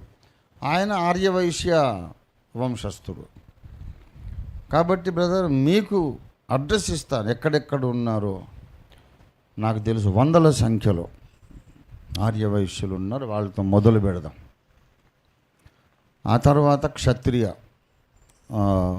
వాళ్ళని తీసుకొద్దాం. తర్వాత మనం బ్రాహ్మణ వంశస్థులను తీసుకొద్దాం, ప్రభువుని అంగీకరించి రక్షణ పొందిన వాళ్ళని అని చెప్తే, నేను తప్పక నేను ఈ మంచి కార్యం కొరకు నేను సహకరిస్తాను అయ్య గారు, నన్ను పంపించండి అని అన్నారు. ఈ లోపల నా ఆత్మీయ కుమారుడు అదే ఊరికి, ఆ పొరుగురికి వెళ్ళి సంఘం ప్రారంభించాడు. వాడెవరూ కాదు, అమృతు. నేను ఏదో కథకి చెప్పాను, నేను ఖచ్చితమైన వాస్తవాలు. కొంతమంది పరువు దాచిపెడుతుంటాను నేను. పాస్టర్ అమృత్ వెళ్ళి ఇట్లా రంజితోఫీర్ గారు ఈ ప్లాన్ కలిగి ఉన్నారండి. ఉన్నత వంశాల వారు, రక్షణ పొందిన వారు పబ్లిక్గా బయటకు వచ్చి మేము ఫలానా కులం, మరి యేసే రక్షకుడు అని తెలుసుకున్నాం, మమ్మల్ని ఏమో డబ్బిచ్చి కొనలేదు, బలవంతంగా ఏం మతం మార్పిడి చేయలేదు, మాకేమో డబ్బులు ఇచ్చి గోధుమ పిండి పాల పిండి ఇచ్చి మార్చాలి, మేము ముందే కోటీశ్వరులు, ఒక లాజిక్ను బట్టి మేము నమ్మాము, మాకు దొరికిన ఆధారాలను బట్టి యేసును నమ్మాము, అమ్ముడు పోయిన వాళ్ళం కాదు, వాళ్ళని మమ్మల్ని బెదిరించలేదు. ఈ అపనిందలు మానుకోండి. మేము ఫలానా కులం 100 మంది అని చెప్తున్నాం, యేసుని నమ్మాం. మరి ఇప్పటి నుంచి యేసయ్య కోమటోళ్ళ దేవుడు అంటారా మీరు? ఇప్పటి నుంచి మేము 1,00,000 మంది బ్రాహ్మణ్స్ వచ్చాం, రక్షణ పొందాం, ఇప్పటి నుంచి యేసుని బ్రాహ్మణ దేవుడు అంటారా? మరి ఎందుకు ఈ నీచమైన ప్రచారాలు? యేసు అన్ని కులాలకు దేవుడు అనే ఒక సందేశాన్ని తీసుకెళ్దాం అని నేను వీడిని పంపించా. వాళ్ళు ఏమన్నారు తెలుసా? బ్రదర్, మా భక్తి ఏదో మేము చేసుకుంటాం కానీ ఇట్లాంటి పనులు మేము చేయమండి. అంటే నా గుండె పగిలిపోయింది. ఆ రోజు నేను లోపల గదిలోకి వెళ్ళి తలుపేసుకుని ఏడ్చాను నేను. ఎందుకంటే ఎట్లాగూ ఆ ఊళ్ళో వాళ్ళు ఫలానా కులముగానే ప్రచారంలో ఉన్నారు, గుర్తింపులో ఉన్నారు, ఉన్నత కులమే, వ్యాపారాలు వాళ్ళవి, కోట్ల ఆస్తులు వాళ్ళవి, గౌరవ స్థానం వాళ్ళది, చర్చి కూడా కట్టుకున్నారు, ప్రతి ఆదివారం కూడుకుంటారు, ఆరాధన చేసుకుంటారు, సీక్రెట్ క్రిస్టియన్స్ కాదు, బహిరంగంగా వాళ్ళు యేసుని వెంబడిస్తున్నారు. మరి ఇప్పుడు నీకు నష్టమే వచ్చింది? ప్రత్యేకంగా వెలివేసేదా ఉండదు. 30, 40, 50 ఏళ్ల నుండి ఒక ఉన్నత కులములో పుట్టి రక్షణ పొంది వాళ్ళ పిల్లలు వాళ్ళే కొన్ని 100 మంది 1000 మందికి పైగా క్రైస్తవులుగా గుర్తించబడుతున్నారు. చర్చి కట్టారు, పెద్ద శిలువ, అంతా హంగామా. ఇప్పుడు ఎవరు వాళ్ళని వెలివేస్తారండి కొత్తగా? రిజర్వేషన్ పోతుందనే భయం ఉందా? రిజర్వేషన్ లేదు ముందే. వ్యాపారాలు పోతాయనే భయం ఉందా? 50 ఏళ్ళ బట్టి పోలేదు వ్యాపారాలు. మరి ఎందుకు వద్దన్నారు నాకు అర్థం కాలే. బ్రదర్, ఏమి నష్టం అండి మీకు? ఓఫీర్ గారు వస్తారు, మీకు ఎక్స్ప్లెయిన్ చేస్తారు అని వీడంటే, వద్దండి, ఆయన మా దగ్గరికి రావద్దు, ఇట్లాంటి రిస్కుల్లో మమ్మల్ని పెట్టొద్దు, నమ్ముకున్నాం, ఏదో నమ్ముకున్నాం, మా అంతటా మేము ప్రార్థన చేసుకుంటాం, ఇంకోళ్ళను సవాల్ చేయడం ఇవన్నీ మేము చేయలేమండి, దయచేసి మమ్మల్ని డిస్టర్బ్ చేయొద్దని చెప్పేశారు. అప్పుడు కానీ నాకు అర్థం కాలేదు, మనుషుల ముందు నన్ను ఎరగనను వాడెవడో. నీ పీకకి ఎవడు కత్తి పెట్టలేదు, రేషన్ ఇవ్వనని ఎవరు అనలేదు, నిన్ను ఎవడు కొట్టలేదు, తిట్టలేదు, నీకు ఏ నష్టమూ లేదు. కానీ ఒక మీటింగ్ పెట్టి యేసు నిమ్న కులస్తుల దేవుడు కాదు, అన్ని కులాలు యేసును బట్టి రక్షణ పొందిన వాళ్ళు ఉన్నారని చెప్పడానికి ఒక సువర్ణావకాశం ఇస్తే, వద్దండి, మేము అట్లాంటి పనులు చేయడం. ఎట్లాంటి పనులు? ఎందుకు భయపడుతున్నారు? నాకు అప్పుడు భయం వేసింది. మరి అబద్ధ క్రీస్తు కాలంలో ఏం చేస్తారు? నిలబడగలరా? దేవుని బిడ్డలారా, నేను భారతదేశమంతటా కూడా క్షత్రియ క్రైస్తవ మహాసభ, ఆర్య వైశ్య క్రైస్తవ మహాసభ, బ్రాహ్మణ క్రైస్తవ మహాసభ అని నిర్వహించి ఈ మాలమాదిగల దేవుడనే ఆ యొక్క అబద్ధపు నింద చెరిపి వెయ్యాలని నేను సంకల్పిస్తే అనేక మంది అగ్ర కులస్తులు నమ్మారు, కానీ ఒక్కడు సహకరించట్లేదు. ఇదే నా భక్తి, ఇదే నా రక్షణ, ఇదే నా వారి సమర్పణ. ఇకనైనా నేను పిలుపునిస్తున్నా, ఉన్నత వర్గములలో నుండి రక్షణ పొందిన వాళ్ళు కలిసి రావాలి, ధైర్యం తెచ్చుకోవాలి, నడుం కట్టుకోవాలి. ఎవ్వడు నీ నెత్తి మీద ఒక్క ఎంటుక కూడా పీకలేడు. రంజితో ఫిర్ హామీ, నేను హామీ.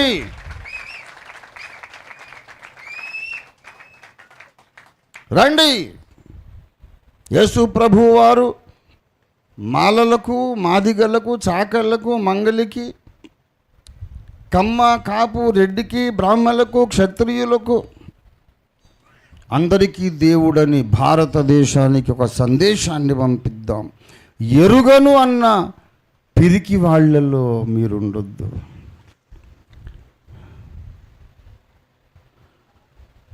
ఏం చేస్తారో చేసుకోండి. నేను ఫలానా కులంలో పుట్టింది నిజం, తర్వాత యేసులో మళ్ళీ జన్మించి ద్విజుడను అయినది నిజం అని భారతదేశంలోని ఈ చెత్తనంతా కడిగి పారేద్దాం. క్రైస్తవులంటే అసలైన బ్రాహ్మలు, అసలైన దేవుని శిరస్సున పుట్టిన వాళ్ళు, అసలైన క్షత్రియులు, అసలైన ఆర్యవైశ్యులు క్రైస్తవులే. ఎన్నోసార్లు చెప్పాను, ఈ ఐడియాలజీ బుర్రలో కూర్చోవట్లేదు. యేసు ప్రభు తన్ను తాను వ్యాపారస్తులతో పోల్చుకున్నాడా లేదా? పోల్చుకున్నాడు లేదా? పరలోక రాజ్యము మంచి ముత్యములను వెదుకుచున్న వర్తకుని పోలి ఉన్నది.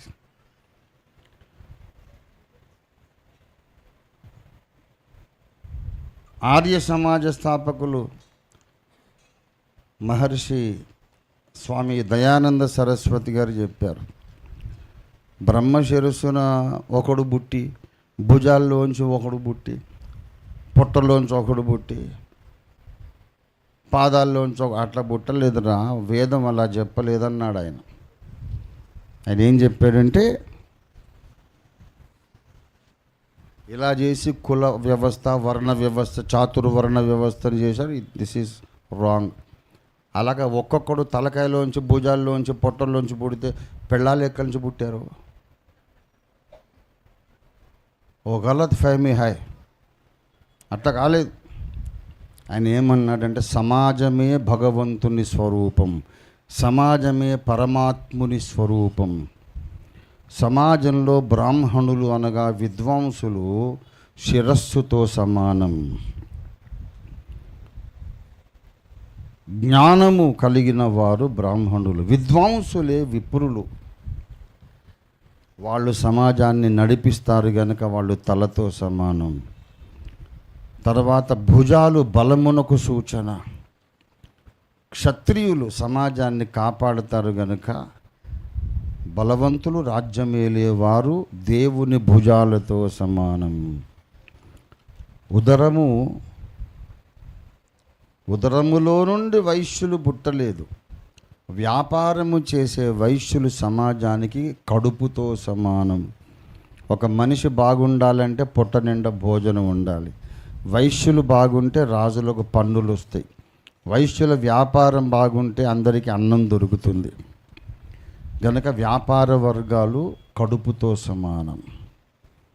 ఆ కింద ఈ పై 3 వర్గాలు బాగున్నా కాళ్ళు లేకపోతే వాడు ఎందుకు పనికొస్తాడు? ఎక్కడికైనా వెళ్ళాలంటే నడిపించేది కాళ్ళే కదా. కనుక చాకలి, మంగలి, కమ్మరి, కుమ్మరి, కంసాలి వీళ్ళందరూ సమాజాన్ని నడిపించేవాళ్ళు. ఇది స్వామి దయానంద సరస్వతి గారు చెప్పిన వ్యాఖ్యానం. దీనికి క్రైస్తవ వ్యాఖ్యానం ఏంటంటే, ఈ చాతుర్వర్ణ సమాజములో ఉన్నటువంటి 4 లక్షణాలు, జ్ఞానము, క్షాత్రగుణము, బలపరాక్రమాలు, వ్యాపార దక్షత, తర్వాత సేవాగుణం, ఈ 4 కలిగిన వాడే నజరేయుడైన క్రీస్తు, ఆయన యందు విశ్వాసం ఉంచిన క్రైస్తవుడు. దేవునికి స్తోత్రం కలుగును గాక. ఇది ఖచ్చితమైన సత్యం. సమాజాన్ని సంస్కరిద్దాం, సమాజాన్ని అంతా ఒకటిగా చేద్దాం. ముందు మనం యేసుని ఎరిగిన వాళ్ళం బయలుదేరదాం. అంటే అగ్రకులాల్లో నుంచి వచ్చాము అనేవాళ్ళు వాళ్ళొక్కరే కాదు, ఇంకా చాలామందిని అడిగా. అవన్నీ ఎందుకులేండి బ్రదర్, మళ్ళీ మా మీద టార్గెట్ పెడతారు, మా మీద కక్ష పెట్టుకుంటారు, మా మీద దాడి చేస్తారు. అసలే ప్రవీణ్ పగడాల గారిని అలా చంపేశారు. ఏ రాత్రి మా చర్చ మీద దాడి చేస్తే మాకేంటి గతి? మరి క్షాత్రగుణం ఏదండి? రాజులైన యాజక సమూహం ఇలాగైనా మాట్లాడేది? ఒకడొకడు ఉంటే అలాగా అటాక్ చేస్తారు.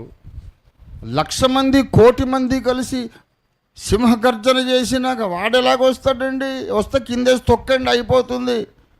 పరదేశులమో ప్రియులారా పాట పాడవచ్చు.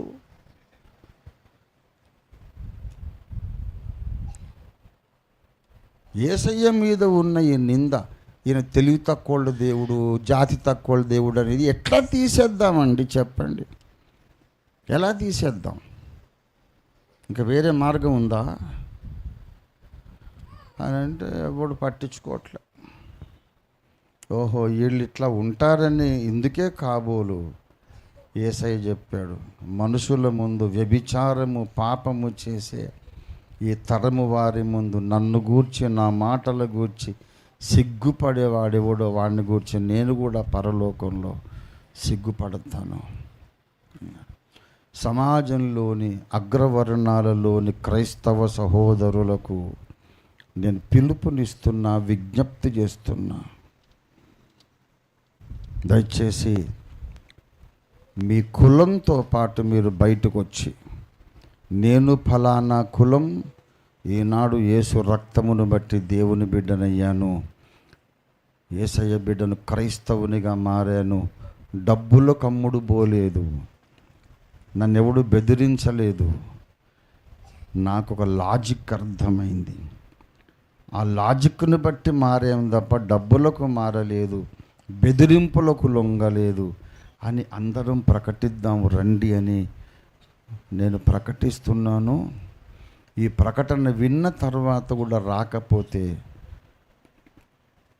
క్షమించరాని నేరం చేస్తున్నారన్నమాట. దయచేసి చాలా డేంజర్, అపాయం ముంచుకొస్తోంది.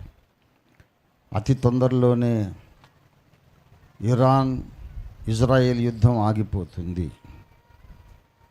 ఆగిపోయిన తర్వాత కొంచెం శాంతి ఉన్న తర్వాత అప్పుడు ఏమనుకుంటారంటే, ఒక్క రాజ్యం ఇజ్రాయెల్ను జయించలేకపోతుంది కాబట్టి 4-5 రాజ్యాలు కలిసి అటాక్ చేద్దామని అప్పుడు రష్యా ప్రతిపాదన చేస్తాడు. గోగు, మాగోగు దేశపు వాడైన గోగు, వాడే రష్యా. రోషుకు అధిపతి అంటే రష్యాకు అధిపతి. ఇది హెజ్కేల్ 38లో ఉన్న విషయం. రష్యా నాయకత్వంలోనికి ఇరాన్, జర్మనీ, లిబియా, సిరియా, ఇతర దేశాలు వస్తాయి. లక్షల సైన్యం ఇజ్రాయెల్ మీదకి వచ్చి శవాలుగా మారిపోతారు, చచ్చిపోతారు ఒక్కరోజు. అప్పుడు ప్రపంచ రాజకీయ నాయకులందరూ ప్రపంచ ఏక ప్రభుత్వాన్ని స్థాపిద్దాం, యుద్ధాలే లేని ప్రపంచం నిర్మిద్దాం అనుకుంటారు. 10 మంది రాజులు ఏక ప్రభుత్వం స్థాపించినాక 11వ వాడు వచ్చి చేరతాడు.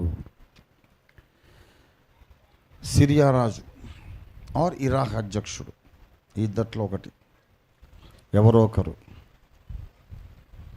వాడు వచ్చేసి ఇజ్రాయేల్తో 7 సంవత్సరాలకు శాంతి ఒప్పందం చేస్తాడు.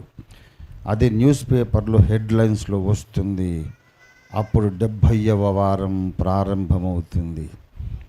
అదయ్యాక ఖచ్చితంగా 42 నెలలకు అసలు సిసలైన రారాజు యేసయ్య మధ్యాకాశానికి వస్తాడు, సంఘాన్ని తీసుకెళ్తాడు. ఆ 42 నెలలే నీకు నాకు అగ్ని పరీక్ష కాలం. ఇళ్లల్లో బైబిళ్ళు ఉండకూడదు, చర్చిలు ఉండకూడదు, గృహకూటాలు జరగకూడదు, సువార్త చెప్పకూడదు, బాప్తిస్మాలు ఇవ్వకూడదు, యేసునామమును బట్టి పాటలు పాడకూడదు, ఏ రకమైన క్రైస్తవ యాక్టివిటీస్ ఉండకూడదు. యేసు నా దేవుడని అనేవాడిని తల నరికేస్తారు. ప్రపంచ రాజునే దేవునిగా నమ్మండి, అంగీకరించండి. యేసయ్య పటం తీసుకొచ్చి నీ ముందు పెట్టి దాని మీద ఉమ్మేయమంటారు. యేసయ్య ఫోటో నీ ముందు పెట్టి దాని మీద కాలేసి తొక్కమంటారు. యేసు పటం నీ ముందు పెట్టి దాని మీద మూత్ర విసర్జన చేయమంటారు. అవమానించు దాన్ని. నువ్వు క్రైస్తవుడివేనా? కాదండి, క్రైస్తవుడిని కాదు, నాకు ఆయన ఇష్టం లేదు, అది ఎవరో తెలియదు అంటే మరి నిరూపించు. క్రైస్తవుడివి కాకపోతే ఇప్పుడు యేసు బొమ్మ, ఇదిగో బైబిల్, ఉమ్మయ్య దాని మీద, మూత్రం పోయి దాని మీద నువ్వు తటపటాయిస్తావు. అమ్మో, బైబిల్ మీద అలాగే ఎలా చేయాలి, అరే వీడు క్రైస్తవుడు అబద్ధం ఆడుతున్నాడు అని తల నరికేస్తారు. ఆ పరిస్థితి రాబోతుంది. మరి అప్పుడు ఎలాగా నువ్వు క్రీస్తు సాక్షిగా నిలబడతావు? ఇప్పుడే మనం ఏ ఇబ్బందులు లేని ఈ కాలములోనే రండర్రా 1,000 మంది 10,000 మంది కలిసి నేను యేసుకు చెందిన వాడనని ప్రకటిద్దాము అని చెప్తుంటే ఇప్పుడే అదురుకొని చేస్తున్నారు. మరి మహాశ్రమల కాలం వచ్చినాక కాబట్టి ఇంకా నేను ఎక్కువ మాట్లాడలేను. ప్రతి ఒక్కరికి ఇది సవాలు. ప్రాణాపాయం వచ్చినా సరే నమ్మకంగా ఉండమన్నాడు. దేవునికి స్తోత్రం కలుగును గాక. హల్లెలూయా. ప్రకటన 2వ అధ్యాయం 10వ వచనములో ప్రాణాపాయం వచ్చినా 10 దినములు శ్రమ కలుగును, మరణము వరకు నమ్మకంగా ఉండుము. ఓ, నేను నీకు జీవ కిరీటం ఇచ్చేదను. ఏమండి, మరణము వరకు నమ్మకంగా ఉండమంటే కింద ఏమన్నాడు ఫుట్నోట్లో? ప్రాణాపాయము వచ్చినను నమ్మకంగా ఉండు. కింద ఉందా లేదా 2వ ఫుట్నోట్? ప్రాణాపాయము వచ్చినను నమ్మకంగా ఉండు అంటే ప్రాణాపాయం వస్తుందనా రాదనా? వస్తుంది. క్రైస్తవ జీవితం అంటే ఆటపాటలు కాదు. క్రైస్తవ జీవితం అంటే అనుక్షణం ప్రాణాపాయాన్ని ఎదుర్కొని క్రీస్తుకు సాక్షిగా బ్రతకడమే క్రైస్తవ జీవితం. మీరు ప్రార్థన చేయండి.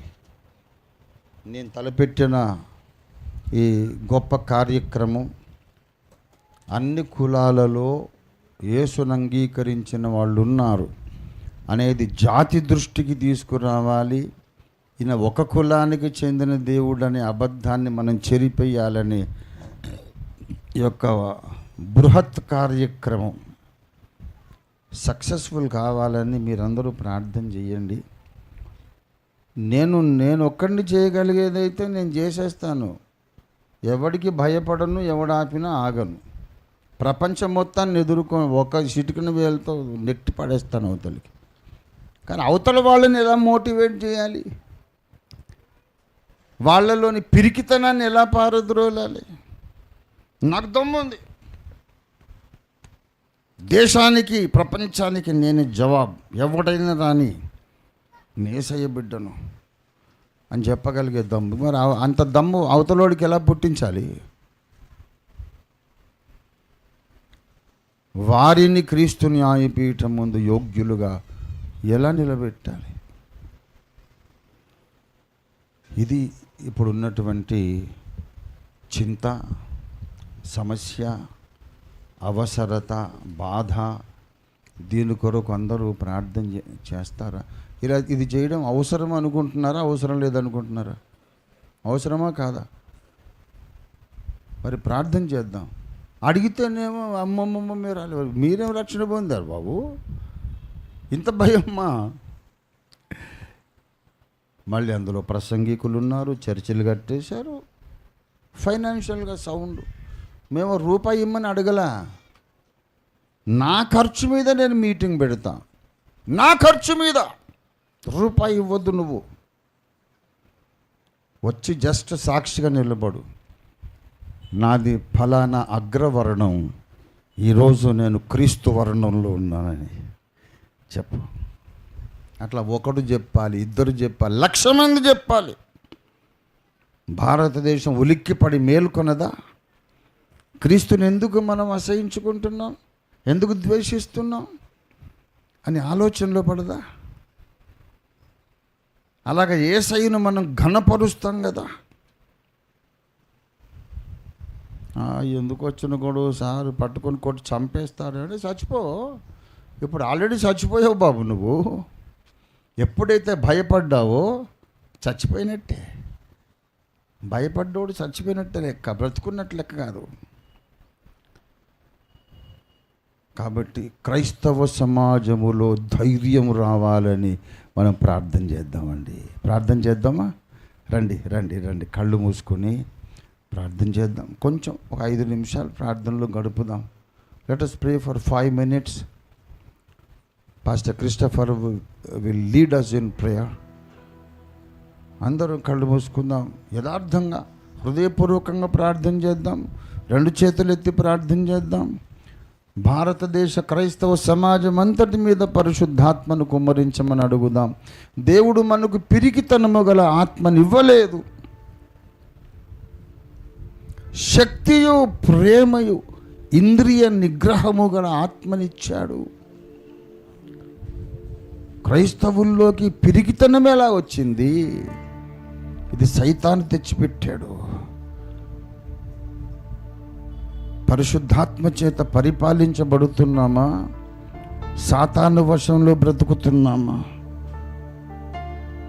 దేవా దేవా దేవా, నీ సమాజమును సింహముల గుంపుగా చేయమని ప్రార్థన చేద్దాం. జస్ట్ ఫర్ 5 minutes అందరూ ప్రార్థన చేయండి. పాస్టర్ క్రిస్టఫర్ తర్వాత ముగింపు ప్రార్థన చేస్తారు, నేను ఆశీర్వాదం పలుకుతాను. హల్లెలూయా హల్లెలూయా. అందరిని చేతులు పైకెత్తుదాం ప్రియులారా. హల్లెలూయా హల్లెలూయా హల్లెలూయా హల్లెలూయా. దేవుని పరిశుద్ధాత్మ ప్రభావం అన్ని సంఘాల మీదకి బలముగా రావాలి. పిరికితనం కలిగించే ఆత్మను వెళ్ళగొట్టాలి. హల్లెలూయా హల్లెలూయా హల్లెలూయా హల్లెలూయా హల్లెలూయా. దేవానికి స్తోత్రం స్తోత్రం స్తోత్రం. అయ్యగారు ద్వారా పంపించిన ఈ ప్రవచనము నెరవేరాలి ప్రియులారా. హల్లెలూయా హల్లెలూయా హల్లెలూయా హల్లెలూయా.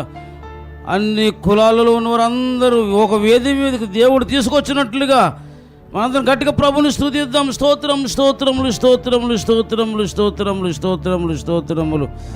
సాతానుడు ప్రభువా పిరికితన ఆత్మనిచ్చి తండ్రి అయ్యా, తన రక్షణ బలమును, రక్షణ ప్రభావం, రక్షణలో ఉన్నటువంటి ఆనందాన్ని, సంతోషాన్ని ప్రభువా ఆ శక్తిని చూపించడానికి రాకుండా చేస్తున్నాడు. వాడి కార్యంలోని యేసు నామం లయమగునుగాక తండ్రి. నాయన యేసు నామం అపోదికి లయమగునుగాక తండ్రి. అన్ని సంఘాలు, అన్ని కులాల వారు ప్రభువా యేసే రక్షకుడని చెప్పగల ఒక ఉన్నతమైన గొప్ప కార్యం జరుగుటకు ప్రభువా మీరు దిగిరండి దిగిరండి దిగిరండి ప్రభువా. మీ బలముతో ప్రభువా తండ్రి నాయన క్రైస్తవ సార్వత్రిక సంఘాన్ని ఉజ్జీవింపజేయండి ప్రభువా తండ్రి నాయన. నీ దాసులు ప్రారంభించిన ఈ ఉద్యమం నెరవేరాలి తండ్రి. యేసే నిజమైన దేవుడు, యేసే ప్రభువా మరి మాలమాదిగల దేవుడు కాదు, అన్ని కులాలకు చెందిన దేవుడు, అన్ని ప్రాంతాలకు చెందిన దేవుడు, అన్ని దేశాలకు చెందిన దేవుడు. యేసే నిజమైన రక్షకుడని ప్రభువా నీ దాసులు ప్రభువా ఎలుగెత్తి ప్రభువా చెప్పాలి. ఒక వేదిక మీదకి ప్రభువా అన్ని కులాల వారు రావాలి, రక్షణ పొందిన వారు అందరూ రావాలి తండ్రి. మీరు నడిపించండి, నడిపించగల శక్తిమంతుడు. ఈ ఉద్యమం తీసుకురండి పరిశుద్ధాత్మ దేవుడు, గొప్ప ఉద్యమం తీసుకురండి తండ్రి. స్తోత్రం స్తోత్రం నాయన. అయ్యా అడ్డుకుంటున్న అపవాది శక్తుడు యేసు నామమున బంధిస్తున్నాను తండ్రి. హల్లెలూయా హల్లెలూయా. నీ దాసుల్లో ఉన్న ఈ మంట, నీ ప్రవక్తలో ఉన్నటువంటి ఈ భారం తండ్రి సార్వత్రిక సంఘ ప్రజలందరూ గుర్తించి నాయన రోషం తెచ్చుకుని ప్రభువా తండ్రి అందరూ ప్రభు ఒక వేదిక మీదకి వచ్చి యేసు నిజమైన రక్షకుడని చెప్పగలిగేటట్లుగా నిలయెత్తి చాటేటట్టుగా చేయమని ప్రార్థిస్తున్నాము తండ్రి. మొదలు సిగ్గుపడాలి అయ్యా. ఎవరైతే తండ్రి కులంతో కూల దేవుడు అని అంటున్నారో వాళ్ళు సిగ్గుపడేటట్లుగా నీ ఉన్నతమైన కార్యము యేసయ్య నామములో జరుగునుగాక తండ్రి. నీ ప్రభావం దిగివచ్చునుగాక తండ్రి. నీ పరిశుద్ధాత్మ అన్ని సంఘం దిగివచ్చునుగాక. అందరి నోట రోషము కలిగించు తండ్రి. నువ్వే నిజమైన రక్షకుడని చెప్పగలిగేటట్లుగా అన్ని కులాల్లో ఉన్నటువంటి క్రైస్తవులందరూ ఒక వేదిక మీదకి రావడానికి సహాయం చేయండి నాయన. ప్రభు ఈ పని చేయడానికి నీ దాసులను ఆర్థికంగా దీవించండి. ఉన్నతమైన ఐశ్వర్యము పంపించండి. బలమైన కార్యాలు జరిగించండి నాయన. అడ్డుకుంటున్న దూషణ యేసునామమున బంధిస్తున్నాం ప్రభువా. నీ దాసునికి ఇచ్చిన ప్రతి విజన్ యేసయ్య నామములో నెరవేరును గాక తండ్రి. ఆర్థికంగా ఉన్నత ఆశీర్వాదం వచ్చును గాక తండ్రి. ఈ పనులను చేయడానికి పరిశుద్ధాత్మ దేవ నీవే అత్యధికంగా ఆశీర్వాదం కుమ్మరించండి తండ్రి. నీ బలమైన కార్యం జరిగించండి మా ప్రభువా. మీ చేతికి అప్పగిస్తాను. ఇంత గొప్ప భారము నాయన మీరు మాకు పెట్టారు. ఏ డబ్బు లేకపోయినా ప్రపంచాన్ని ఒక వేదిక మీద నడిపించాలి. అన్ని కులాల వారిని ఒక వేదిక నడిపించాలని రోషముతో ప్రభు నీ దాసులు సేవ చేస్తున్నారు. ప్రభా మీరు దిగి రావాలి నాయన. మీరు దిగి రావాలి ప్రభా. మీరు దిగి రావాలి. మీరు దిగివచ్చి నెరవేర్చి ఆకాశం అంతా ఉన్నంత మటుకు నీ నామం ఇచ్చింపబలుచుకోవాలి. ప్రభా మా పరిచర్యను ఆశీర్వదించండి. ఎంతసేపు ప్రభా వాక్యం చెప్పిన నీ ప్రభక్తను అత్యధిక అభిషేకముతో బలమైన ఆరోగ్యముతో దీర్ఘాయుషుతో ప్రభా మోసకి ఇచ్చిన సత్తువుతో అయ్యగారు నింపి ఇంకా బలంగా వాడుకోండి ప్రభా. అయ్యా తండ్రి ఎంతో రోషంతో కూడిన సవాళ్ళను విసిరారు తండ్రి. ప్రతి ఒక్కరూ తండ్రి ఆ సవాళ్ళను తీసుకుని తండ్రి అయ్యా మీ వెనక మేము ఉంటాం. అయ్యా మీ యొక్క ఉద్యమంలో మేము ఉంటాము ప్రభా. ఇగో మా సాక్ష్యాలు మేము అయ్యా వేదిక ఏర్పాటు చేయండి మేము చెబుతామని అన్ని అగ్ర కులాలు రక్షింపబడినటువంటి అన్ని కులాల వారందరూ ఒక వేదిక మీదకి యేసయ్య నామములో వచ్చునుగాక తండ్రి. యేసు నామమున ప్రార్థిస్తున్నాను తండ్రి. ఆమేన్. ఆమేన్. మన తండ్రి అయిన దేవాది దేవుని శాశ్వత ప్రేమయు సర్వ జగద్రక్షకుడు అన్ని దేశములకు అన్ని వర్గములకు అన్ని సంస్కృతులకు అన్ని కులములకు చెందిన ప్రజలకు రక్షకుడైన యేసయ్య అనంత కృపయు సార్వత్రిక సంఘమును సర్వ సత్యములోనికి నడిపించడానికి దిగి వచ్చిన పరమ బోధకుడు పరమ గురువైన మన సేనాధిపతి అయిన పరిశుద్ధాత్మదేవుని తోడి దివ్య వ్యక్తిగత నిరంతర సహవాసము స్నేహము ఆ దేవుడు అందించే నడిపింపు సమయోచిత సహాయం దివ్య ఆదరణ చేరి వచ్చిన మనకందరకు భూలోకమందున్న సకల భక్త కోటికి